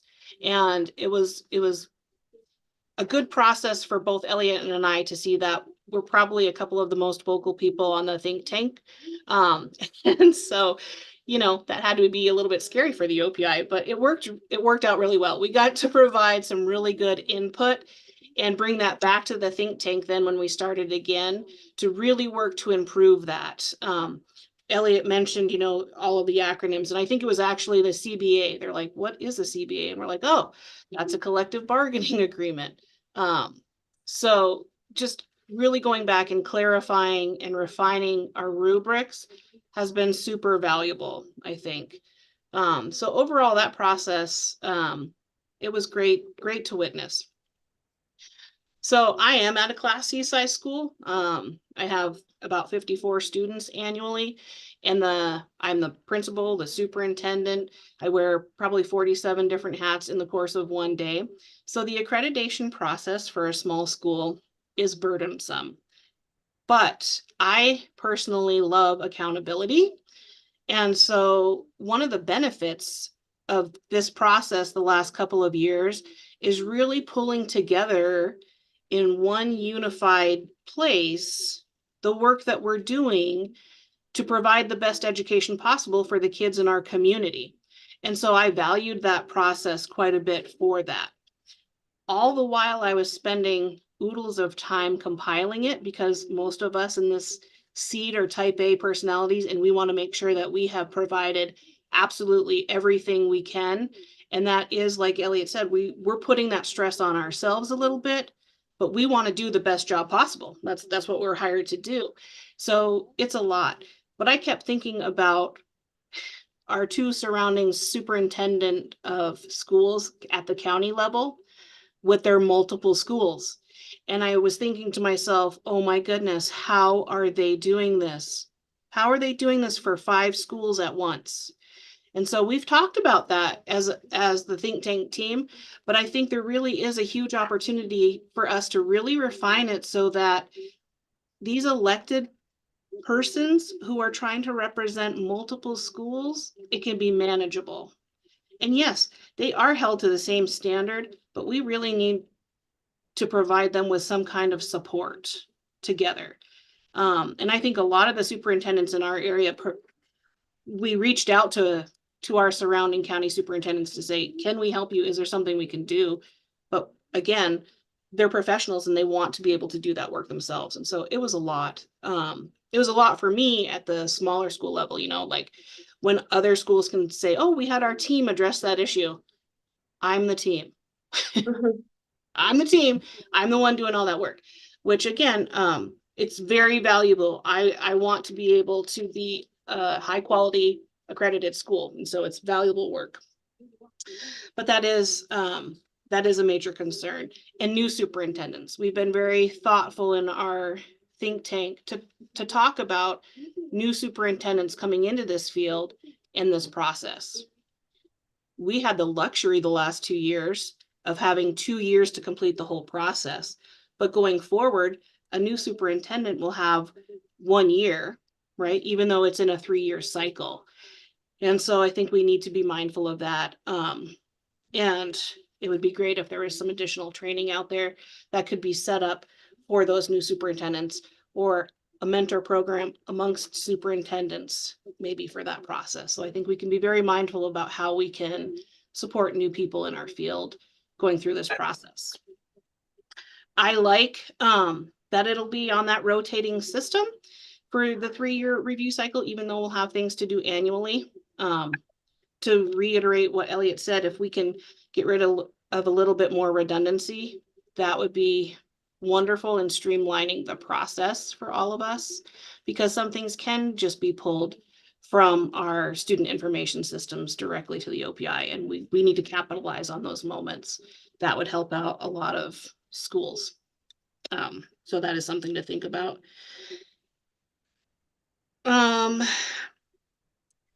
Thinking about the 3-year cycles as well, the OPI has come up with, maybe going by mass region. That I think has been an overarching idea presented by a lot of superintendents. And I think we're all interested in that, because once again, we can support each other in our surrounding areas through that process. And it might not feel so overwhelming if we have that regional support. So I do think that is a wonderful idea. I know my region, which is the South Central Mass, wants to volunteer to go first because it's all fresh in our minds, but I'm imagining that every region is thinking that. So that'll be a hard decision to make, but I think that's how we're all kind of thinking about it. I don't want to repeat too much about what Elliot said because he gave you a very thorough review, but I would love to entertain questions and provide more information if you have the need for that. So. I have a question that I think could go to all three of you to consider, and that is, do you think there are certain items? And I understand that these are coming from Title 20 and from ARM, and so we are essentially measuring how well students, or how well districts and schools are addressing all of these things. So it's not like we can eliminate some of the statutory requirements. However, my question is more about the structure of this. So the way it's set up right now, there's a rubric for every item. It provides a performance level, but it also is asking us to provide evidence of those things. But for example, with the professional development plan, is there perhaps an opportunity where instead of uploading every document that you have that pertains to professional development to show that you're doing all of these things, where schools could certify that, I do have a professional development plan that covers these areas. It is available to employees and the public, and it was developed by an advisory committee composed of majority of teachers. Here's the link. And if you have all those boxes checked, you are getting those points. If only certain boxes are checked, you're getting, less points, obviously.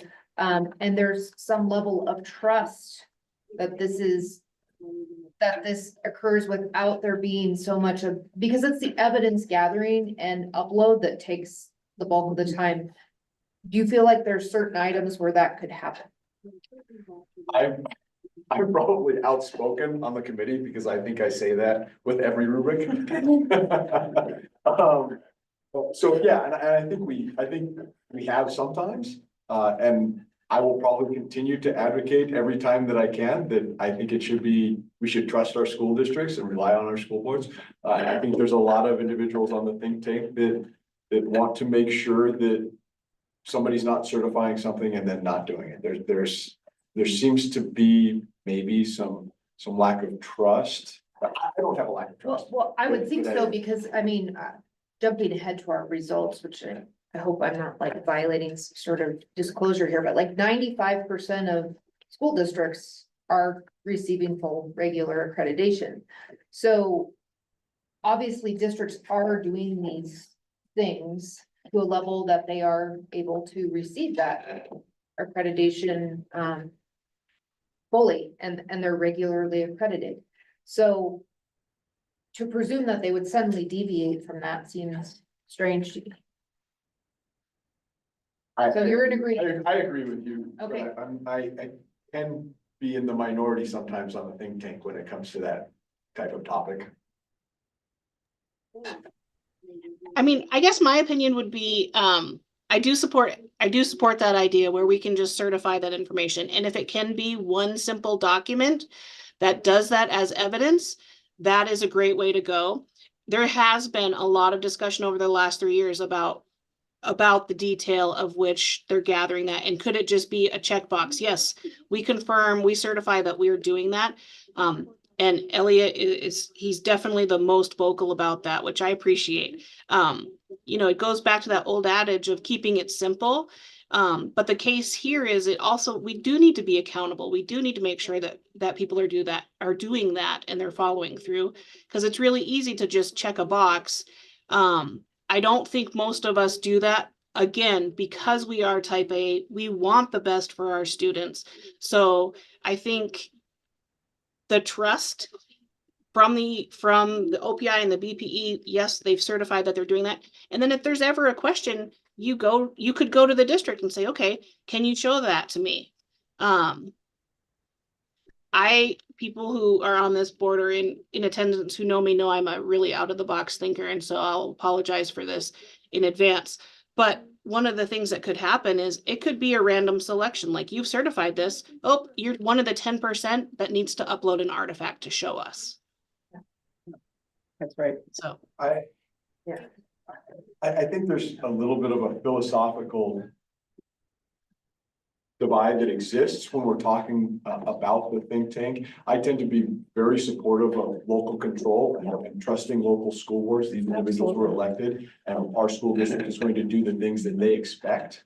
And so that's why I tend to lean more towards, if I say I'm doing it, you need to trust me that I am doing it, and my school board is going to hold me accountable, and if I'm not, they're gonna get rid of me. And they're gonna bring in somebody that is going to do the job, that's going to benefit our kids. And so that's kind of where I. Member Rasmussen? Thank you. I'm one of the ones that was very concerned about this process because I'm concerned. I served in Class C districts my whole 15 years of being a superintendent. And my concern is your concern. I wore 10 to 15 different hats every single day. And I took this on because you don't want anybody else to lose time with kids. You know, if somebody's gonna lose time with kids, it's gonna be the person that's the furthest away from kids. But I'm very concerned about the amount of time that this is taking away from other duties, even if they're not kids, even if they're taking away from duties of supporting teachers who have real questions and problems to support kids. So I'm very concerned about that. I would like to see a more streamlined process. I understand about check boxes. I really do understand, although I have a real hard time lying, so so that's something I don't do, because heaven knows the one time I lied, I'd get caught. But I think that we are a local control state, and everything that we do has to be mindful of that. Additionally, we provide a basic education. And so even in our evaluation of that, we have to remember that that is what the law tells us to do, a basic public education. And so sometimes I think, well, this is important. Well, there's nothing that's not important. There's nothing that's not important. All of it has to be done, because if it didn't all have to be done, we wouldn't be doing it at all. So my question is to you, how much of what it is that you're collecting really contributes to what the final evaluation needs to be? Can some of that be streamlined? Can some of it be put in a checkbox and then you win the lottery and have to verify, every once in a while? Can some of it simply be GEMS report? Pull from, can buttons be inserted that will help, pull that information? So we're not, I know, systems don't talk to one another. I understand. I get a chance. What? They do. Yeah. I get a chance to talk. Yep, by all means. Those are concerns I have. So I second your, my question is, so how much longer does the think tank have to continue to work with this until it is something that is, doable and provides valuable information? Crystal, How many years? years, Yeah, or how much longer will you have the think tank around? well, as long as they want to be around, but we have to get the process set for our cycles, which we're, we're Yeah, we're picking doing cycles today, so. The rest of the summer, we'll have to work with the think tank on what it looks like going. And so once that this is set, it can't be changed for. For years, because we want the basis to be this, for all 3 cycles. Yeah. But if I could add a few things with that. Please.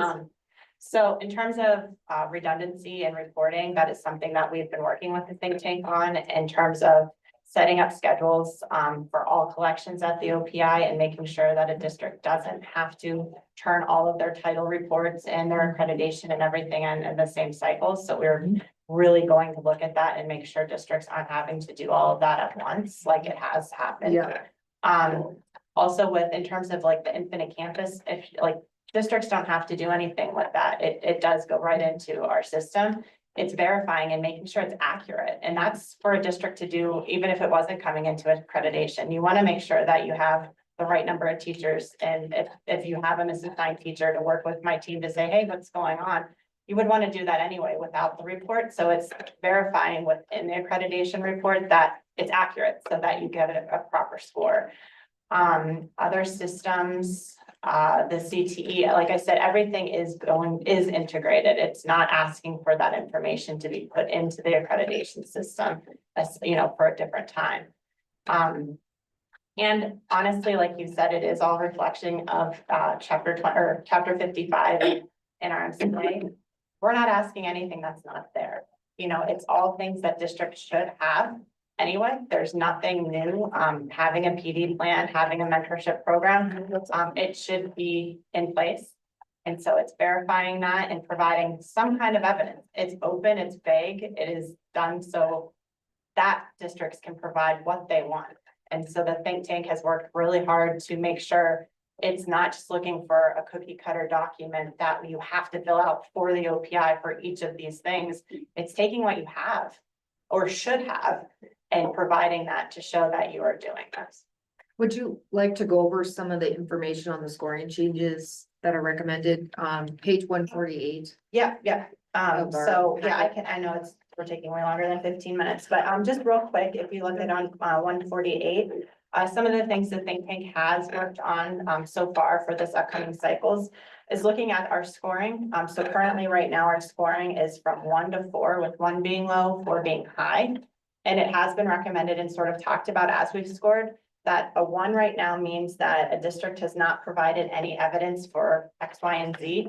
And why are they getting a point if they've not done any evidence? So we have talked about going from a 0 to 3 scoring system. We have, Elliot actually was someone that brought up, but we need to make sure those points then align and they're not dropping scores or a district's getting a lower score. So we did, my team did go through that to make sure it's actually going to benefit districts. That scaling will have a little bit more room to get a higher score. So that was a change that we would like to propose for the 3-year cycles. Just seems to make sense in terms of the scoring. We are working on the rubrics for the criterion reference guides, making updates based on feedback. And when, it is really fresh, the reviewers just finished. And as we were looking at, things that were submitted, and Elliot indicated like, that's not what we meant. So making sure everything is really clear and aligned. And the last thing I'd like to say is just echoing Superintendent Henlin's excitement yesterday during her report that we will be working with Cognia going into these 3-year cycles. And so if districts utilize Cognia, there are in the packet I highlighted, and if you have black and white, you can't see the highlights, but I did highlight all of the areas that Cognia will be able to support districts. They won't have to turn those areas into the state. They will just do that for Cognia. The Cognia will get us the scores for those areas, and that will be put into their report, so it won't be duplicated.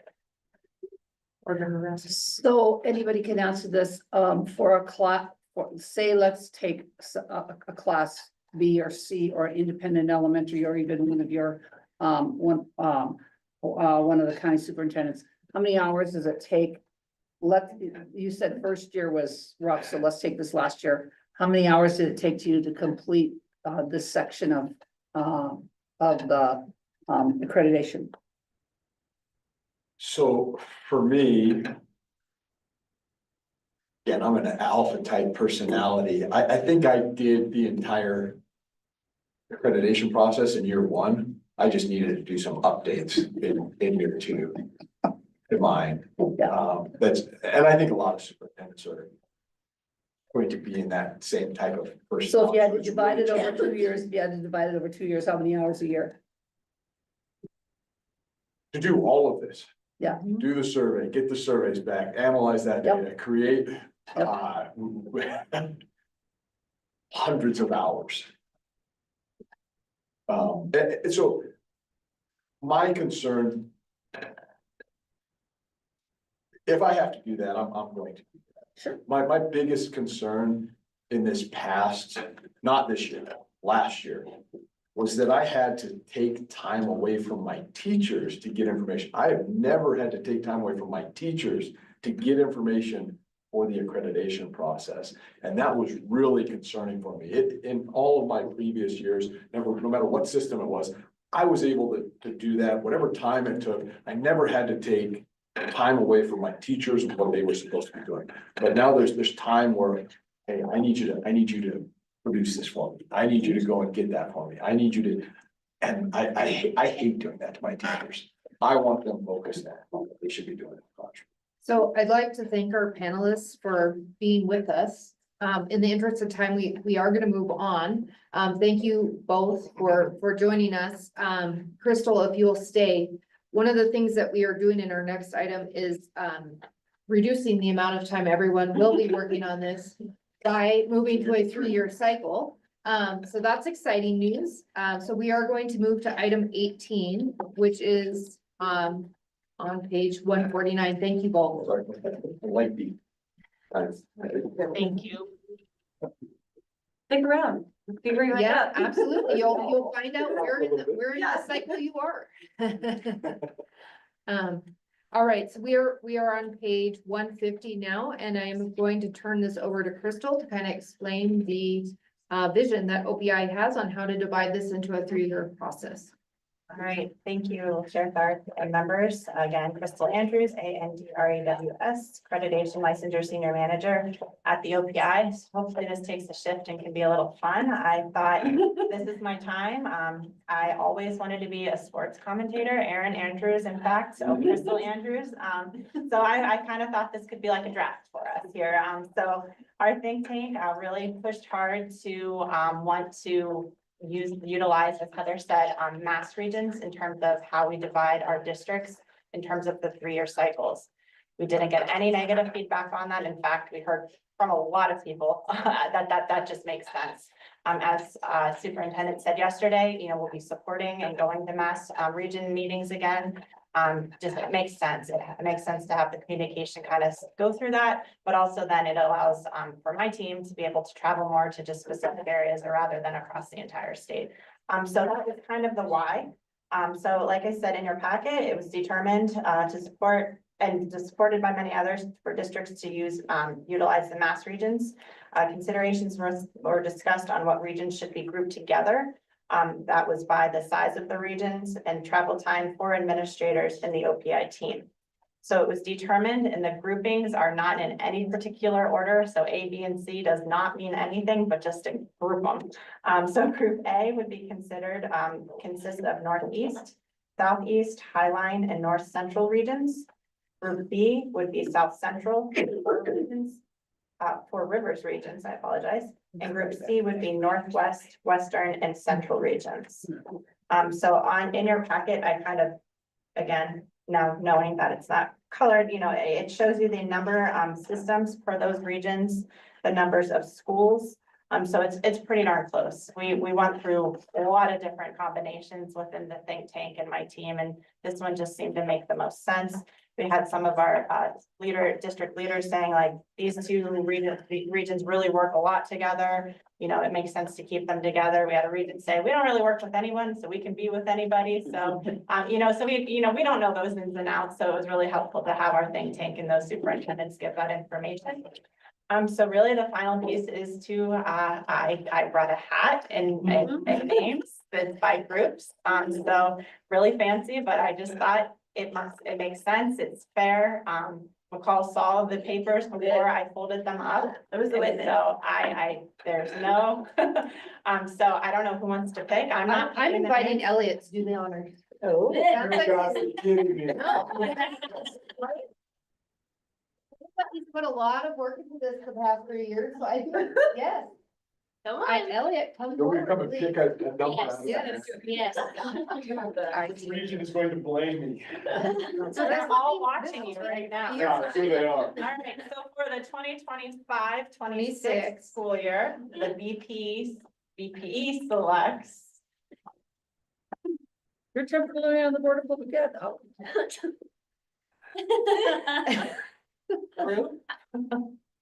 Which group is it? Hey. Okay, so Which that's is- northeast, southeast, Northeast. High Line, and. North Central. It's my group. The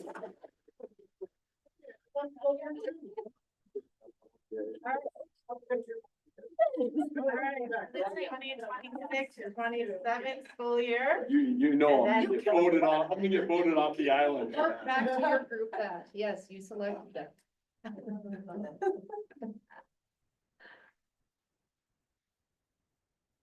Group C, See? Northwest, West, and Central. Right. And so by Default, default, you're free group of B. B is 27 and 28. Good job.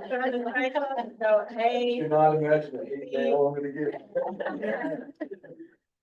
All right, are there any questions from board members regarding this item? If not, Do we need a, Make a do we need a motion. motion on that? yep, I'm prepared to make a motion if there's no question. Please do. All right, I motion to approve the accreditation 3-year cycles as the following. Year 1 is Group A, Year 2 is Group C, and Year 3 is Group B. Does that motion include as determined by Elliot Front? Yeah. Absolutely. We'll leave that part out of the official. Is there a second to the motion? Second. Second by Dr. Slinger. Board member discussion. I just want to add, I kept silent during, item 17, but I am the chair, so I'm gonna talk. I appreciate the standing up for the little schools. I oversee a couple of those little elementary districts, one with 7 students, one with much bigger. We have 64 students at that one. But I appreciate that part of it, reflecting that, the similar requirements on both. But I've also, over the last 8-9 years, done a lot with Cognia. And accreditation matters. And as I came into this building yesterday, looking along the walls, they've got their Cognia accreditation. They've got this unique school has other accreditations. Accreditation matters. And if we're gonna have a piece of paper hanging on a wall that says this school in wherever, one of the 400+ schools in the state has this piece of paper saying accredited by the Montana Office of Public Instruction, the Montana Board of Public Education, accreditation has to matter. And so appreciate finding that balance between trust but verify, as my hero Ronald Reagan would say. We need to make sure that we're finding that balance, and I appreciate Elliot continuing to be that voice screaming in the wilderness, because somebody had to do it after I retired from that, but now I'm back in the field in a different role. But I appreciate that, continue to fight for that, and I didn't put nearly as much time in as others may have. I told a lot of people, hang on. Crystal is a rock star. Keep communicating with her positively, bring her ideas, don't bring her just gripes, bring her plans and ideas and suggestions, and she's gonna do everything in her power. We have requirements under law and rule that we must comply with. And again, if accreditation has to matter, there has to be some evidence. And that's one thing that Cognia continues to hammer. And anybody who's been through a Cognia review, they are gonna say, and I worked a lot of stuff with Dr. Mark Elgart, the president, where's the evidence? Before you give a number, before you give a determination to anything, where's the evidence? You must prove it, and he is hardcore on that. And I guarantee any schools that decide to go with the Cognia route, or ones that are already doing it, they know that as well. And so finding that balance is gonna be key. So I'm all done. Any other discussion on item number 18 before we go to a vote? Chair Thorpe, I forgot to mention one thing. Yes. If a school is in deficiency status, they will go in the first cycle. Yes. I Yes, did thank not you for mention clarifying that, that. Yes. but they will be, no matter what cycle they fall in, they will go in the first cycle. Deficiencies are always Yeah. on the 1 year until they bounce out of that. Right, sorry. Yes, thank you for that. Any other discussion? Any public comment? Not that I'm looking at you. But How do you? I made enough comments. no, you made the appropriate. Thank you for that. And also to Heather as well. And I appreciate the extensive use of think tank to help refine this process. All those in favor of approving the accreditation 3-year cycles as randomly determined, let's say aye. Hi. Aye. Opposed? Motion carries. Thank you. Everybody's students, I don't have teachers. Right, so we will move on to action on the accreditation status of all schools. So I will turn it over to Crystal to summarize what we will be approving. Thank you, again, Chair Tharp, Chair Newskins, and members of the board, Crystal Andrews, AMD REWS, Senior Manager of Accreditation and Licensure, and I am here for my final presentation about the approval of the 24-25 accreditation status of all schools. So you should have this information in a link. It was an embargoed information, so this report is the culmination of the annual accreditation cycle, which began when the accreditation platform opened on December 2nd and will conclude with this 2024-25 Montana Annual Accreditation Report. Real brief, under ARM Chapter 1055-606, the categories of accreditation for a school are determined using a combination of assurance standards and student performance standards. It is important to remember that we accredit by school, not by district or school system. Those accreditation categories or statuses that are defined in 1055-605 are regular with minor deviation, advice, or deficiency, depending on student performance, data, and assurance standards. Assurance standards are determined through a combination of data submitted through Infinite Campus and district level standards from Chapter 55. These were all outlined in the criteria reference guide with rubrics to explain what constitutes a certain score in each section. This year is considered year 2 of the new process for accreditation and completes a full cycle of requirements. Districts were given the opportunity to resubmit evidence for year 1 rubrics to improve their scores. Rubrics L through R were new this year, and districts were given the opportunity to do an addendum for just those rubrics. We had during the addendum process, regular schools that submitted were 132 schools submitted an addendum. And for our charters, we had 9 charters submit an addendum through that process. This year we had 814 schools in regular status, 14 schools with regular status with minor deviation, 21 schools in advice, and 6 schools in deficiency status. Starting on page 4 of the embargoed report, you will see the accreditation history from 2019 to now.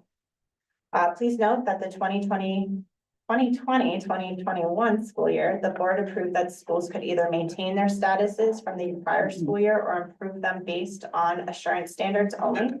Then in 21 and 2022 school year, the board approved to maintain the accreditation status from the prior year. The students' performance data was not used for these 2 years. We noted that schools in advice or deficiency were primarily due to the student performance standard sections, as it represents 50% of the overall score. Again, districts were given the opportunity to resubmit evidence for that student performance section. It was not required. It was not new information needed this year. Some did that and improved their scores, as you can see, and our overall scores improving, and some did not. The data is very positive and showcases the hard work that is so many of our schools put into this process.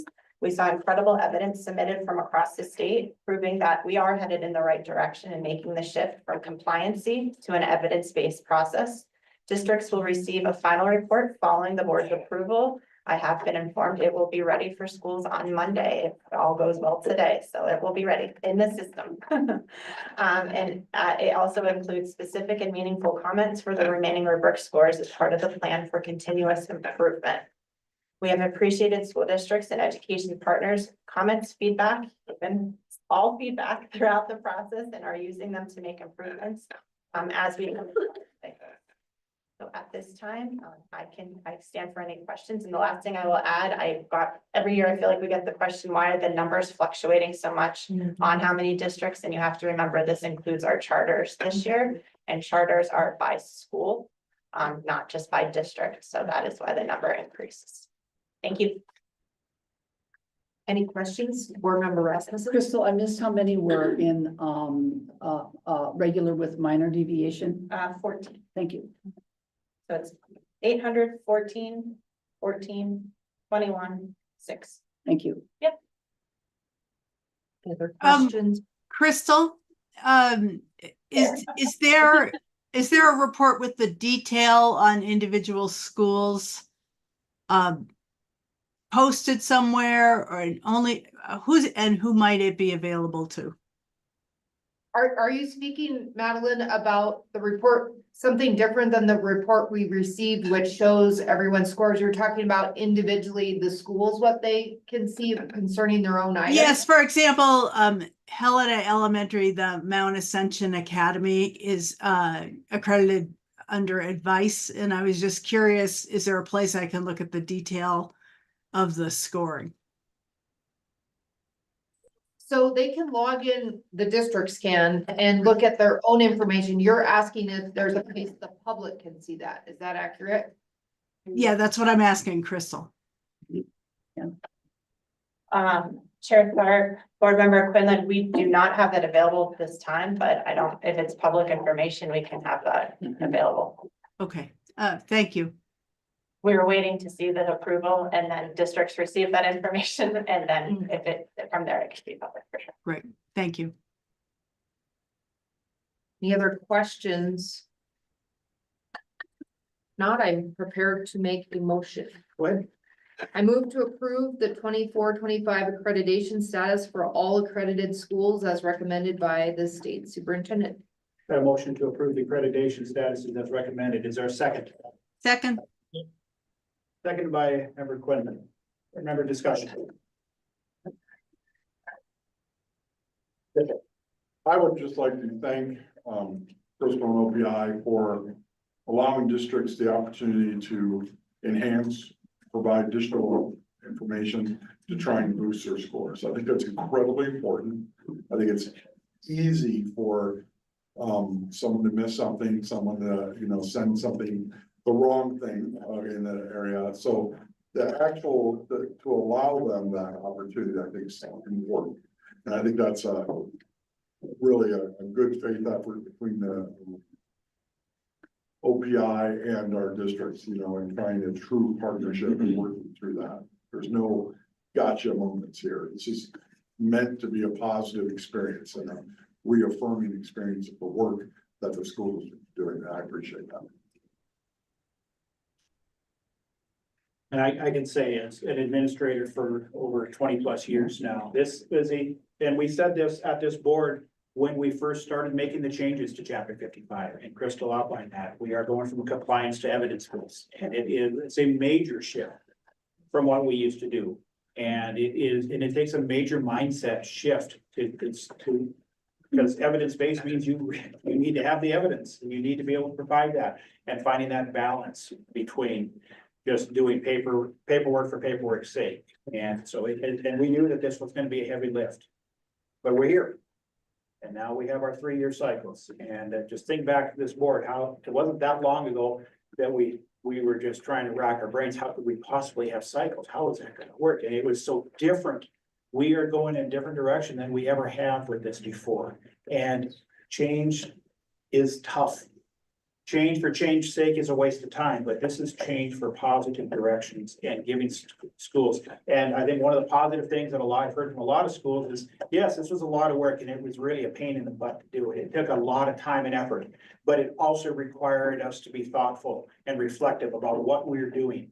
And I also heard some kids say it forced our board to consider what we're doing as well, because all they hear is the football field needs to be redone and we need to put a new finish on the basketball court. And it forced the school administration to work with their trustees to find figure out what is vitally important, and that is our students first. They'll learn these other things. So I thank you, Crystal, specifically for all of your work. She took a lot of slings and arrows over these last several years and working with those think tanks in order to continue to take that input and that advice and implement what we can.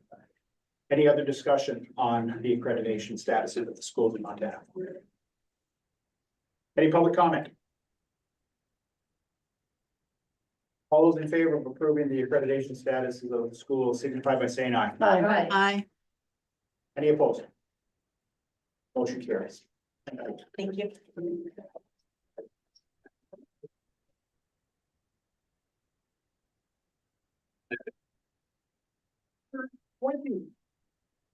Shift gears a little bit, from Houston, to next item as well. All right, we are on page 155 of your packet, and our presenter will be Marie Dudish. And she is the Senior Manager of Teaching and Learning for OPI. And I will turn it over to you to summarize the recommendations for ELA and literacy content standards. Good morning, everyone. My name is Marie Dudish. That's Judisch for the record. And I'm, like she said, I'm the Senior Manager of Teaching and Learning for the Office of Public Instruction. Did we want to go over the proposed schedule first, Nicole? Or do you want me to move into the timeline? proposal? Yeah. We'll actually take action on the timeline at your next meeting, so this is just sort of a FYI, so nope, don't even take time on that. All right, so I'm gonna be navigating this 90-page document with you. I will not be reading this line by line today. I like keeping you awake and engaged, so we will work on that today. We are on page 157 in your packets. So I'm gonna start off today by first saying thank you to the many educators and stakeholders that were a part of this process. I've been bringing this to you for a year and a half, I think now, talking about this coming, the research, the revisions. We had dozens of professionals around the state and educators that are in the room teaching these standards, and they should be noted. They are in the back of this packet. I can't read all their names, but really it's been a long and beautiful process that I've been very, very grateful to be a part of throughout the way. On page 160 within your packet, you're going to see the visual overview of the process that we've been going through for the last year and a half. You'll see we started with the research questions way back in September 2023. I think I've been here about 5 months then, so we've come a long way. We are now moving on. We went through the revisions and it took a lot longer than the initial plan, but that was due to the intentionality and the work behind the districts or behind the task force members, making sure that what they were bringing forward to you was a powerful pack of standards. Then we went through negotiated rulemaking, and I will say it was a beautiful set of negotiated rulemaking process. It was smooth. We had a wonderful team of experts and stakeholders that came in and really thought about every single line to make sure that what we were putting, they were proud of to pass forward. And then now we are here where we get to bring it to you for your version of the adoption. I'm going to go over 4 key considerations or points that were the highlights and overall thinking behind these revisions. So the first one you'll see here, on page, there's 2 different spots, but on page 161, you'll notice that it says we were focused on including the most recent research and evidence on effective English language arts and literacy teaching and learning. You've heard the phrase science of reading, you've heard evidence-based practices, all of these pieces are thread throughout this. We had professional learning for the task force. We really studied and aligned what are other states doing when it comes to the inclusion of science of reading in their standards. So you'll notice things like phonemic awareness, phonics, vocabulary, reading, comprehension, along with the writing and research skills and speaking and listening. It's copied very similarly from the old Common Core standards, but it's really brought down and condensed so that it is clear for our teachers. One big shift that brings science of reading on the K-12 scale is focusing on the foundational reading standards that used to just live in the K-5. They now are extended, but they were very intentional and very slim in how they are extended to the secondary. You'll see including decoding multi-syllabic words extended all the way into high school. We'll talk a little bit more about that later. Also, fluency used to stop at 5th grade, and I heard 6th grade teachers say, I don't teach fluency, that's not my standard. It's in 5th grade, even though they don't have fluent readers quite yet. So a lot of thoughtfulness about bringing that development of reading all the way into getting them to comprehension so we can hopefully improve some of our reading scores here. Point 2, I'm going to speak about promoting the simplicity, clarity, and practicality. I actually did the math on how many standards we had K-12. We had 598 standards for English language learners for kindergarten through 12th grade. We have reduced that by about 300. And I want to say that's not with getting rid of contents. It's on streamlining that language, making sure what we have in those standards is meaningful and not so prescriptive that you're sitting there, oh, did I get that comma? Did I do that? So because there was such a big change in that, we have completely repealed the last set of standards. There would have been so much crosswalking that we would have had teachers going in circles, like, where was that? Where did that go? So we completely repealed those. And along with those K-12, the task force decided to repeal also the college and career readiness anchor standards and interdisciplinary standards. It's not because they're not important, it's because they're already in the K-12 standards. So rather than having them live in ARM, the task force, and I'm gonna say we a lot because I've been there from the beginning and I'm so proud of this team. But the task force decided like they should be removed and then we'll create guidance documents outside of ARM to better support those educators. So they also don't have the list of 300 to go through. You will see the combining of reading and literary informational texts. Really, it was a false distinction between the two throughout, so it's a lot of redundancy, whether you're finding the main idea or the theme, those are now brought back together and it's clear whether or not it's fiction or nonfiction. Language standards we've discussed several times, and those, instead of having their own domain, are now brought into the reading, the writing and speaking and listening, so that I, as a teacher, don't have to go, oh, I'm doing writing today. What is also my language standard? It's in the writing standard, so you don't have to go find the other correlating standards. And like I mentioned, a lot of the examples and elaborations will be moving to guidance documents. And I think when it really hit me, what we were doing and streamlining was a good thing was when we had someone from Missoula, their curriculum director, Barbara Frank, said, we used to spend days looking for our power standards. And with this new set of standards, we don't have to do that anymore because they have cleaned them up so much. They don't no longer have to do that. Two other key points, looking at identifying literacy practices. This has not been done in the ELA standards before. It is modeled after the mathematical practices, of course, taking a literacy point of view. So the literacy practices actually refer to the habits and skills necessary for success in post-secondary education, careers, and community participation. What do we want our literate learners in Montana to know and be able to do? And I'll kind of go through those briefly when I get to that section of the rule. And point 4, the task force in NRC was really, really thoughtful and took their time when it came to authentically integrating Indian education for all within the Montana ELA standards. It was probably one of the hottest topics we talked about the whole time because we wanted to ensure that we did right by honoring those diverse cultures, making sure we integrated it in a meaningful way. Where in the past with the Common Core adoption in 2011, they did the best they could with that 15% wiggle room I'd mentioned that they had. And we had members that were actually on that committee be a part of this committee as well. So it was nice to see that 15-ish years later and the work that had gone into really that thoughtful and intentional integration. I am going to also show you how the structural changes live within the standards. So I am on page, let's see, it'll be better if you go to 165. It talks here a little bit about you don't see the redlining when we get to that table. I don't know if you recall with math, how many strike throughs, underlines, new language. We wanted McCall's job to be much simpler when it came to ESPR because holy buckets. So with that strike through, you're only going to see the newly proposed standards. And then on the right-hand side, that rationale. I've talked in the past about going away from the separate domains and how they lived in ARM, and now they're by grade level because English language arts wanted to be special before, but now we're going to put them in that same bucket of here's your kindergarten standards, first grade, second grade. And it's really just to clean those up for the clarity for our teachers. And the last key point I'm going to share is that there's a new glossary within there. And I was testing my husband. I was like, do you know what morphology means last night? And I want to see if the general public would know. He's like, why are you asking me? I'm like, making sure we have the right words in the glossary. So things that our parents might not know, but they do need to be specific enough so that for the accuracy and purposes of teaching those practices. So morphology, etymology, grouping, phoneme, grapheme, correspondence, those fun things. I'll quiz you later. There is a quiz at the end. No, I'm just kidding. Any questions right now on the overall structural changes of what you're going to see in the rule?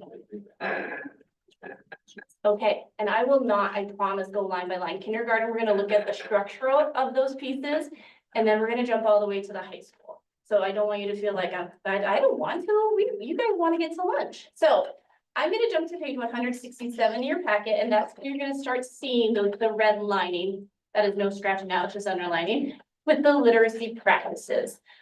Just briefly, there are 8 proposed literacy practices. I'm not gonna read the details on them, but the overarching concepts are broad literacy engagement, collaboration, creativity, which is a really important one that Task Force and NRC wanted to make sure got through there.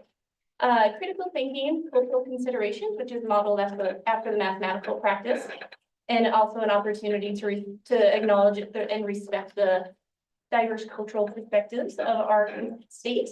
Communication and strategic technology use, and here we're thinking AI, also like what are the keyboarding and typing requirements as we move through. If they're doing 3rd grade assessments that they have to compose writing, we need to make sure that we have that clear for them in guidance documents. And then student agency as well. Any questions on the literacy practices? All right. On page 169 of your packet is where I'm going to go over how to read these all in terms of structure and what you're looking for on the left and right. I do want to point out at the top the summary of the proposed changes. You'll see in the 2011 standards, we had 41 standards at the kindergarten level. We are down to 34, and that is with the inclusion of 7 new standards. Now, I tell you, we were very hesitant to add any new standards, but the inclusion of anything new is truly to align to the science of reading and evidence-based reading practices. So you're going to see new things like encoding tied to decoding, and I'll talk a little bit more about why that's in there. If you move through, you'll see at the top of the table, Kindergarten Standards 2025, Title 10, Chapter 53, Rule 415, English Language Arts and Literacy Standards. And then you're going to see 6 domains as we move through these. So number 1 is foundational reading standards for kindergarten that each student will be able to. There are different components in kindergarten and the earlier grades that you might see later, but that is due to those really intentionality, like I said, about getting those strong reading foundations. So A is understanding print concepts, reading left to right. What is the cover of a book, all those fun text features. And then on the right-hand side, I'm not going to read them all every time, but you'll see when things are retained, if they've been moved from different grade levels or if they are new. After print concepts, you'll see understand phonemic awareness, which is those sounds. Then C on the next page, it goes to demonstrating decoding skills, which is the actual reading of the sounds in the words, and then encoding, demonstrating encoding skills, which is when they're writing out as they're learning app, they're learning MAP. So tying those together and the efficiency that comes with the research in doing that together. So that is the one that I said is new, and it's really important that that's new because it'll help our kids so much more. That is all of those foundational reading skills for kindergarten. Moving to vocabulary, and I won't take that detail all the time. We have vocabulary standards for kindergarten, or that each student will be able to. And you'll see 3 in every grade level now. I want to say there was much more before. Again, condensing and combining vocabulary standards across the different domains. You'll also see the inclusion of our Montana Indigenous People statement in some of these. I want to say there was a lot of thoughtfulness about which standards should have that and which should not. Not only in NRC, but also along the entire way. Moving on to standard 3, you'll see fluency. Yeah, just a quick question. On the page 15 of the document, under vocabulary standards, I see all the rationales here, but there's 2, A and B, that don't have any rationale behind why. I think it's up above. Okay, that is carries out. I wondered if that was the case. I think, Okay. and also you'll see it says vocabulary standards. So out of the many of them, they broke them down into 3 core. Good Thank enough. you. No, that's good. Thank you. You'll see for number 3 on fluency, it is new for kindergarten where they added in common high frequency words. Those are words like the and, where they may not be able to decode yet, but they're important for those early learners to have throughout. And then they'll decode it once they have those. All right, moving on quickly to reading comprehension standards. There are A through F there. I will point out that we had consistency, and once again, where we had including text by and about Montana Indigenous peoples. That was actually added in by the NRC on A when you're asking and answering questions. You'll also start seeing that scaffolding. So we're with kindergartners. You're going to see a lot of prompting and support and building into independence in later grades as developmentally appropriate there. Moving on to the next page, we only have 3 more areas. Writing standards for kindergarten. It used to be very, very prescriptive in terms of you need to have all these other things to know.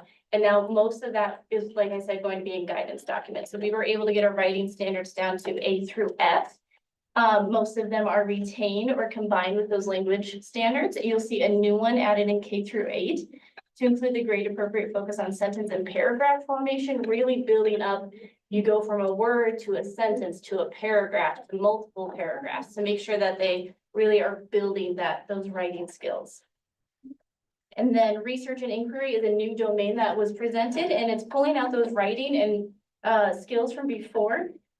Really making sure the early level, they're participating, they have guidance, and 6C is the one that I'll point out is really the NRC and the task forces attempt to bring in, if we find that it is so important that we study our Montana Indigenous peoples, we want that one specifically to call out some form of research there.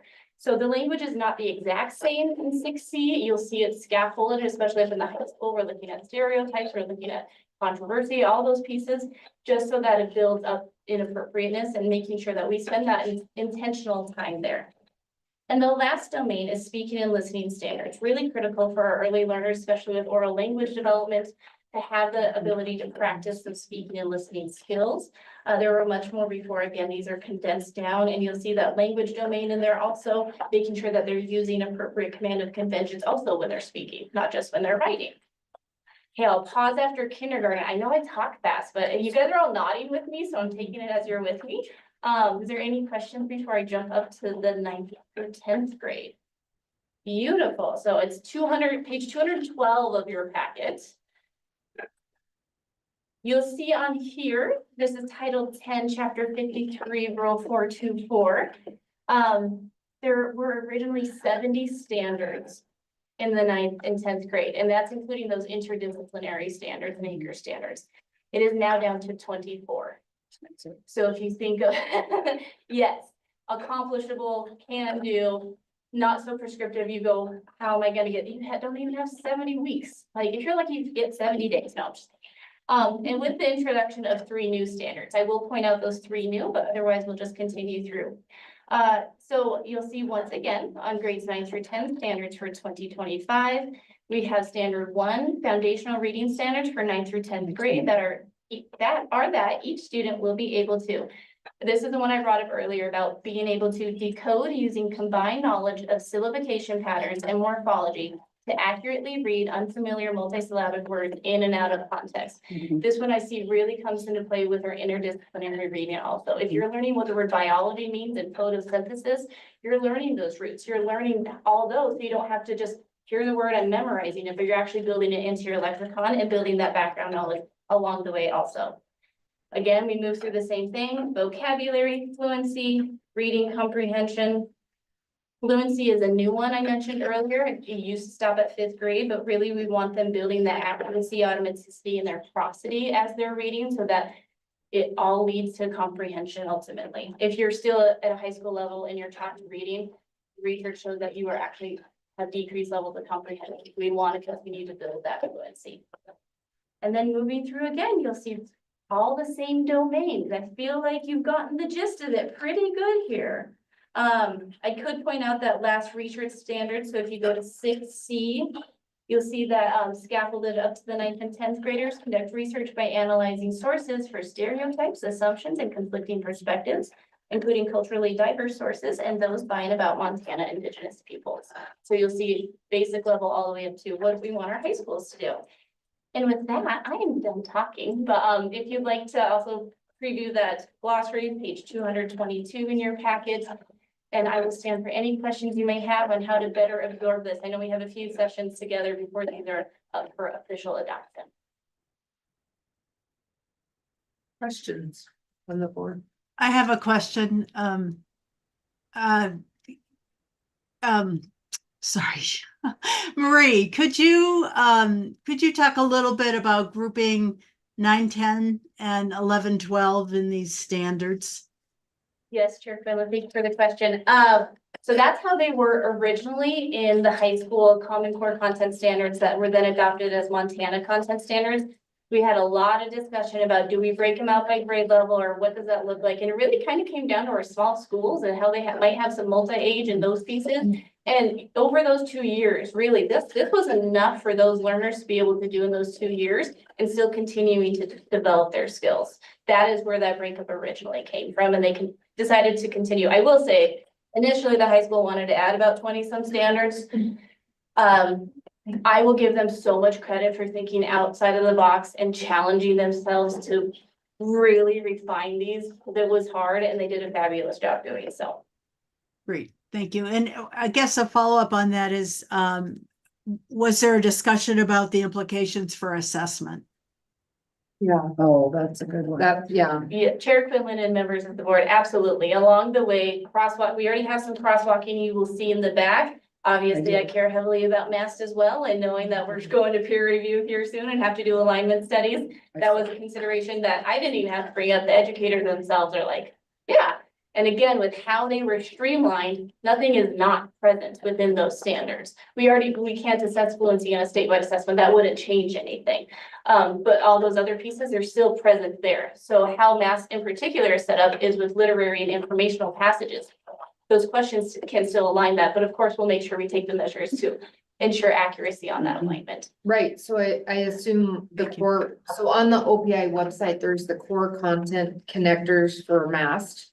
And there's a crosswalk document between the current standards and MAST. And so once these are formally adopted, I would assume. I think, sorry, did I mean, yeah, No, you're I right, would yeah. assume that that's where you're headed, is to create exactly what board member Quinlan is talking about, that connection between assessment and standards. Yes, board member, Neeskins, we would definitely make sure that those are crosswalked. We already feel really good about it, but as we look at the Tesla layouts, we'll ensure that that continues to be present. And if there's refinements that need to be made, we'll do that as part of the natural iterative process with assessment.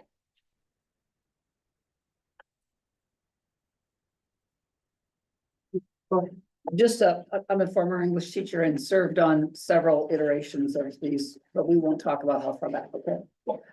Nice job, really nice job. I look for some things that are always bugs of mine, and you had solved all of these. Thank you. And I'll bet you it was lots of work. It was, but you know, It's fun. Yeah. I had a good one.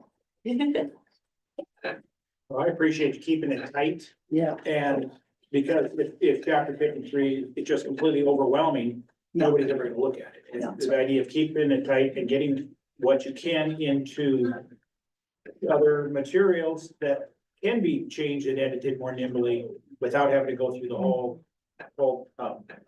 negotiated rulemaking process, and that's a lot of sense, so I appreciate that. It's always a struggle with everything else that we've got going on to try to encourage teachers to actually, let's look at your content standards and read them. You're not gonna read through 70 of them and say, oh, I'm doing novel units, and so I appreciate this.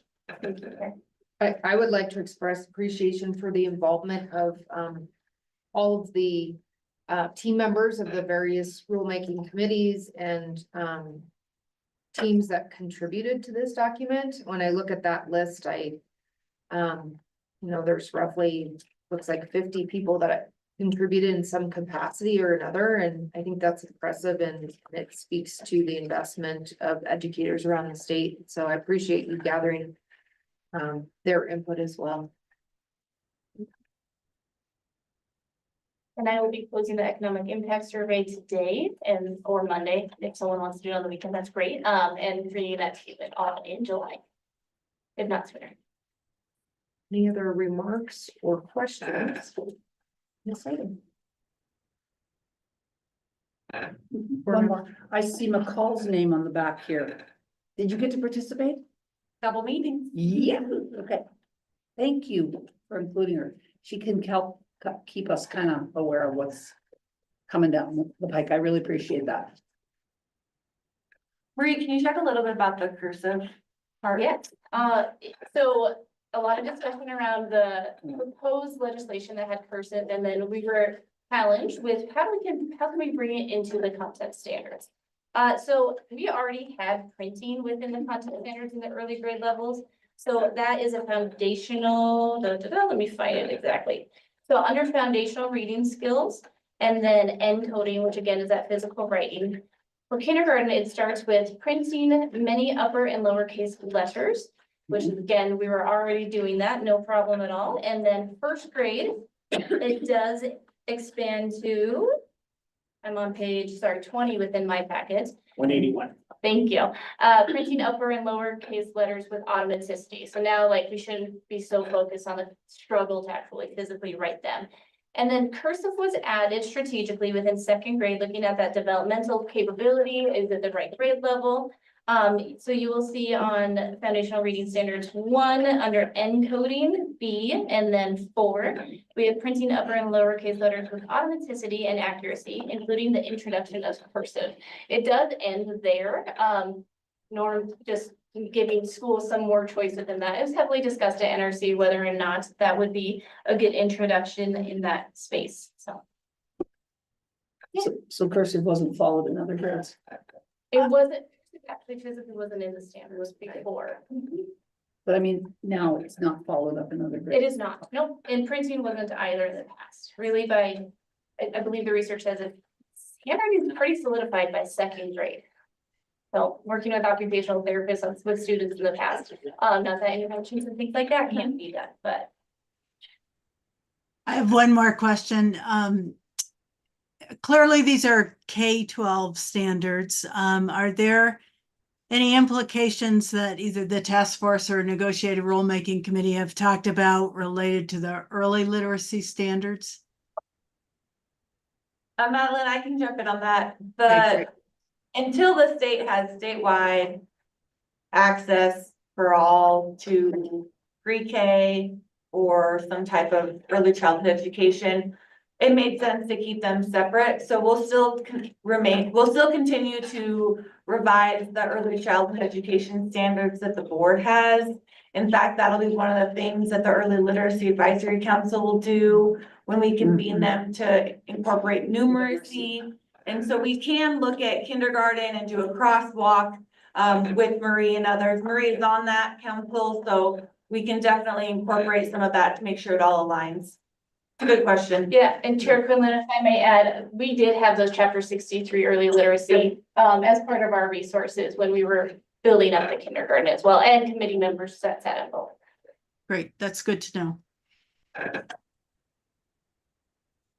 Other questions or comments? Is there anything that you feel that's unfinished here? No, Wow, I know. that's scary. Good. Board member Rasmussen, that's with the caveat that we have a lot of guidance documents to create. So for a rule, I feel good.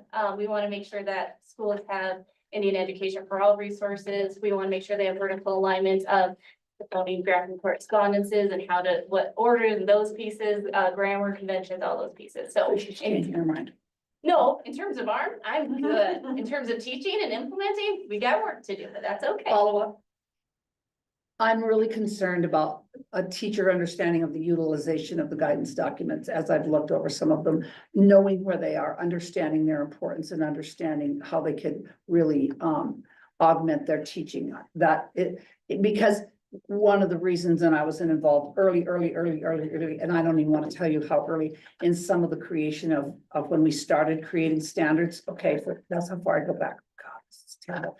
But one of the reasons that everything in the chicken and the kitchen sink was thrown in is because then at least it was there and people would look at it. So with removing that, which makes it really much easier for teaching, my concern would be utilization and awareness. Or board Neeskins, board member Rasmussen, I think we have a really great plan right now with what we're doing with math. I showed you some previews of that. Also, what we have capable in terms of professional learning with the teacher learning hub.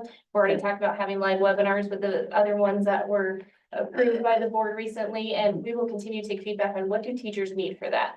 So just spoke with my ELA coordinator, who's going to be doing a presentation on the English language proficiency and world language standards as those are introduced here, and making sure that we have, we need communities of practice, we are going to start meeting with our consortiums also to really help them support our small districts and with these standards. So we'll always take feedback on what our teachers need to make sure they understand the standards well enough to implement them. Anything else? I have one more thing, Hannah. As we finish, I know we still have item 21, but I just wanted to thank both Crystal Andrews and Marie for your leadership on these last 4 items that we went through. Really appreciate all the good work and coordination that's involved with them. And I think the Office of Public Instruction's on the right path. Really appreciate that. Absolutely. Thank you so much.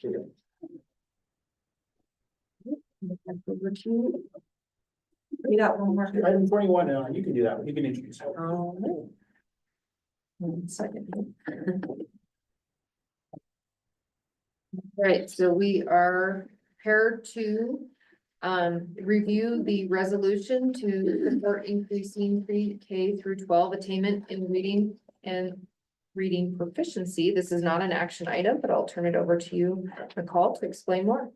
Thank you, Madam Chair. You'll see in your packet on page 248 and on the screen, there's a resolution for reading and reading proficiency. There's a little backstory to this resolution. There was a bill this session by Representative Rexton, who chaired House Education. She was really trying to create a policy statement around the importance of reading and early literacy and reading proficiency. Unfortunately, that failed in the process. She was very upset about that and asked if there was anything the board could do. And I said, you know, there are a lot of things that we're actually looking at right now. You know, we were reviewing our standards, will be the ELA standards and the early childhood education standards. There's some work that we can do there. So she had asked if we could put together a resolution in support of early literacy, reading proficiency attainment. So I put this together. It actually mirrors really well the work that we did with the math and early numeracy attainment resolution that we did last fall in November. So a lot of the data at the beginning is the same. I'm not going to read this, given it's an information item. It will be an action item in July. But really at the end, I think there's a couple important parts here. A couple things, really leaning into the accreditation standards and how we review, update, and align learning programs and curriculum around reading and early literacy with the English language arts and literacy content standards, as well as aligning our professional ed prep programs in chapter 8 and really supporting them to include the science of reading within their teaching practices and their coursework. And so you'll see those as sort of the final resolutions of the document. And so this will be up for discussion today and in July for action. Back to you. Thank you. Questions or comments on this document? Did you have a chance to let her review it? Madam Chair, I can't remember. I will I'm send it to her. sorry, I asked. I just thought it would be nice to know that she. Yes. Yeah, I might have sent it to her. I think you said. I sent it to her. Since it's my name on the bottom, she asked me to approve. Yes. And I'm pretty sure that she shared it with Linda. Okay, I was just asking since she was. Yes, I did send it to the executive committee. I did send it to the accreditation committee. OPI has reviewed it and given some feedback on it as well. So it's been through many hands. I can't remember, but I will send it to her and see if there's any major. I don't, I'm not saying she should have, the ability to correct the Board of Public Ed. I just thought as a courtesy, Yeah. it would be nice if she knew that I we feel like followed. I did send it to her. I just All right, can't that's remember. Thank you. A question real quickly on the part pertaining to chapter 58. We know where the educator preparation programs where they are currently with teaching students about the science of reading within their reading courses? I would invite Christy to answer that if she's willing. Thank you. Waiting to be called on it. Christy Steinberg, Director of Accreditation at the University of Montana and the College of Education. And, we were involved in the state level conversations, our faculties from the EPPs, particularly the flagship, were involved in those conversations, and we're very much prepared to do that. The recent NCTQ reports that came out, you know, our institution got A+ in both reading and math, so we're really primed to kind of address those issues. Okay. And I shouldn't say prime two, I should say like we're meeting those already, so any changes that would be made in chapter 58 would not be a problem on our end. Okay. Thank you. Dr. McLean?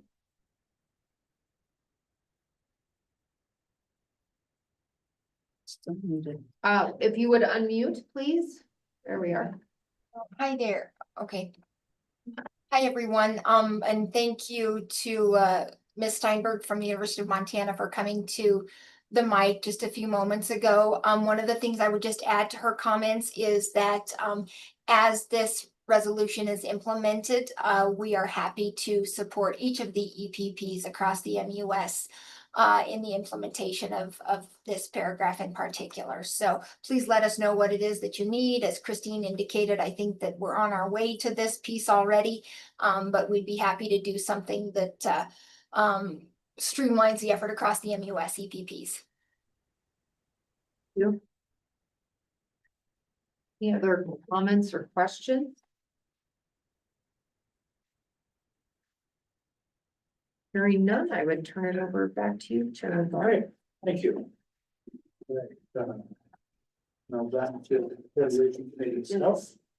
All right, that brings us to our future agenda items. We have a 3-day meeting in Helena as our next meeting. McCall, you want to talk us through what we can expect? Sure, thank you, Mr. Chair. As you know, July, it's a little bit longer of time. We will be meeting with Macy's, so there'll be a little bit more time there as well. We'll have a roundtable with them for sure. There might be a couple other items we'll include there. You can expect, in your packet, there's a list of things that will be up on the agenda. That is just a starting point. I anticipate there will be many more. Hopefully, you'll be going out for rulemaking on the ELA standards. You should expect to have some review, maybe going out for rulemaking on standards from the Early Literacy Advisory Council. I'm trying to think what else. But at this time, that's a good sort of review. I have a lot of work to do to put some charter school reports together for you. A look at their accreditation, their performance reports, some of the work that they've done over the year. You know, they each submitted quarterly financial reports. So we'll have all of that compiled for you in the summer. Mr. Chair. Yes. McCall, is there anything in the stuff that the governor hasn't yet signed that will create work for us? If he does sign it? Just asking. I like these 500-page. He signed House Bill 338, which was the early literacy, Okay, which is that was one of the early literacy or the early numeracy bills. So if he signs the other, it's no different for us. Okay. I don't believe so. Okay. I can't think of anything at this moment. Maybe. Any board member questions?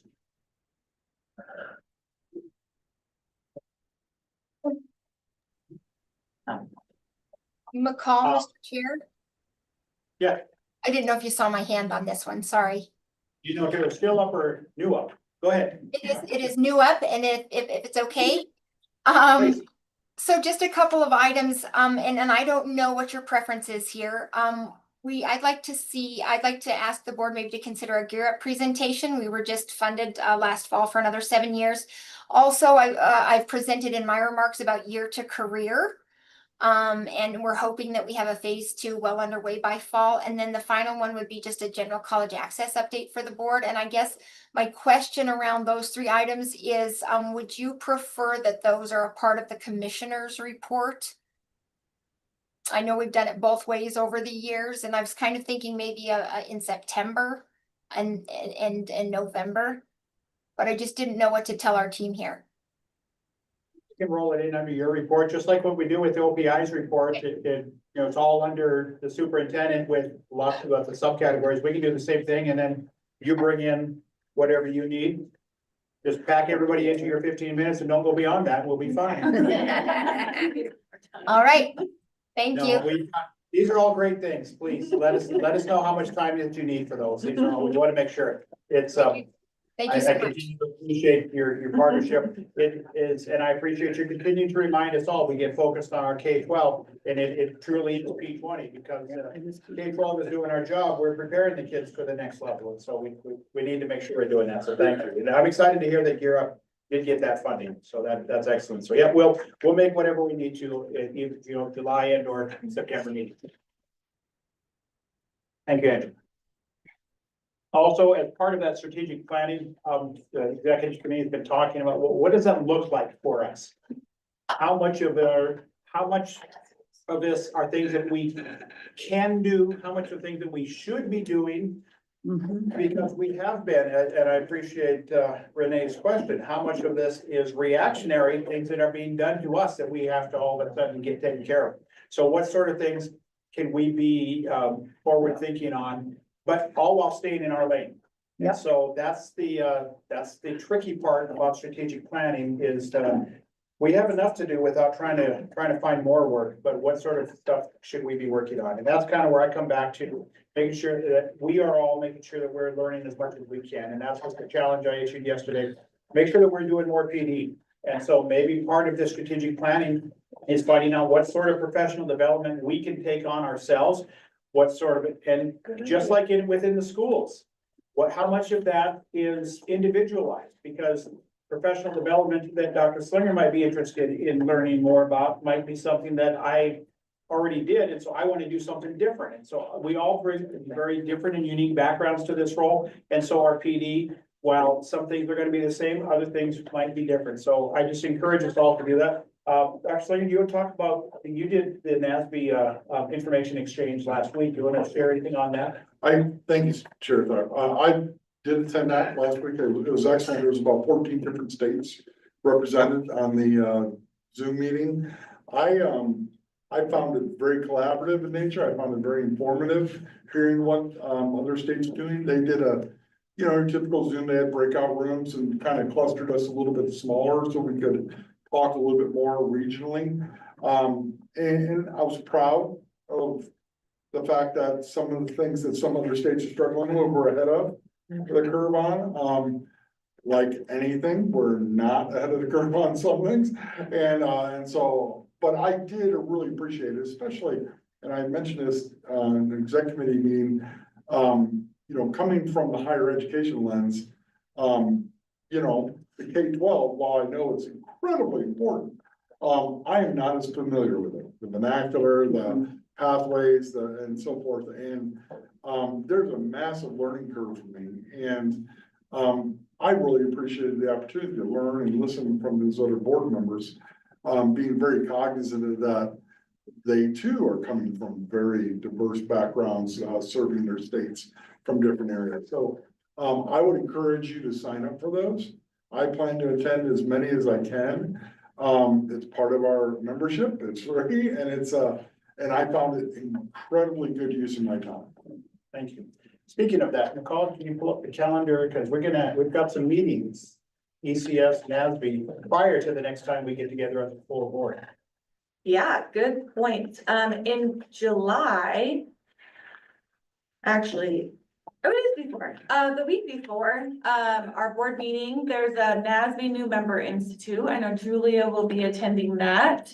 I'll be there Tuesday to help assist with anything. I'm on the NASB Board of Directors, so I'll just be there to sort of, pitch it, see whatever I can do to help. There's also the Education Commission of the States. Dr. Garb is a commission member. What do they call you? Commissioner.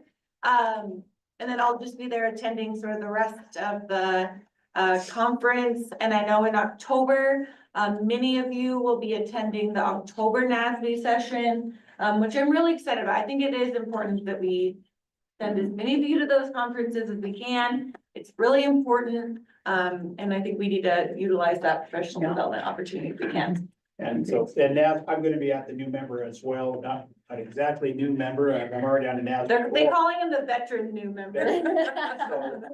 But since I came on just prior to us joining NASB and be getting more involved with that, so. And since I already gonna be in Salt Lake for ECS anyway, it makes sense, and I really appreciate, we talked about collaboration and working together.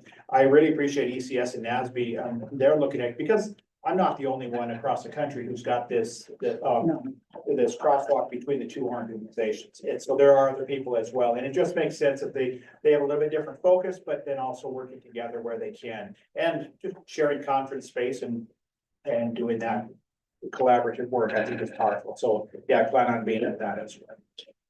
Yes. I'd like to make a suggestion for the strategic planning aspect.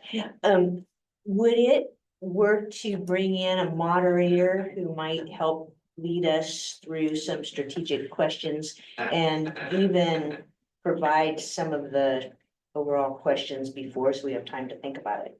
For instance, like, so that we can be proactive and as opposed to reactive, might be, which direction would we like to go? Some of those kinds of questions. I think an experienced moderator might help lead us further down that.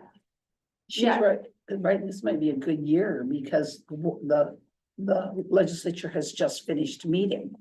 And we're not looking, facing up. Exactly, yeah.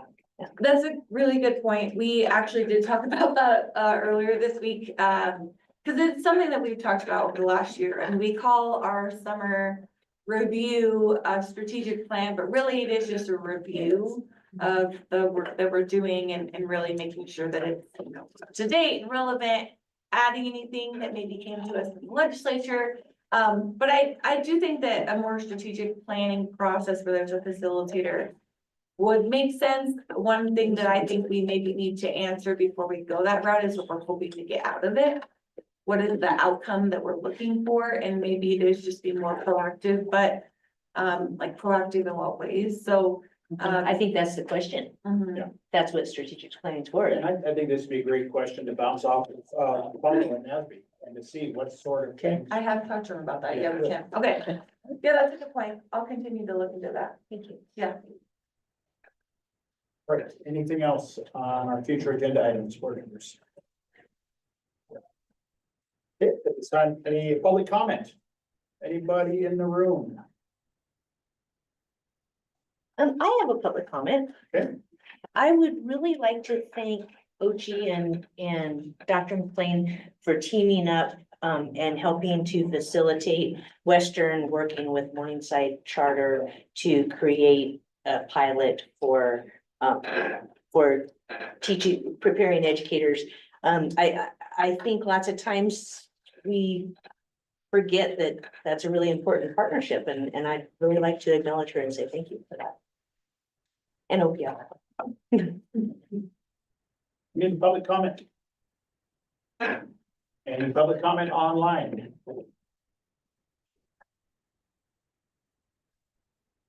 One once. One twice. All right, with that, the Montana Board of Public Education will adjourn for our main meetings.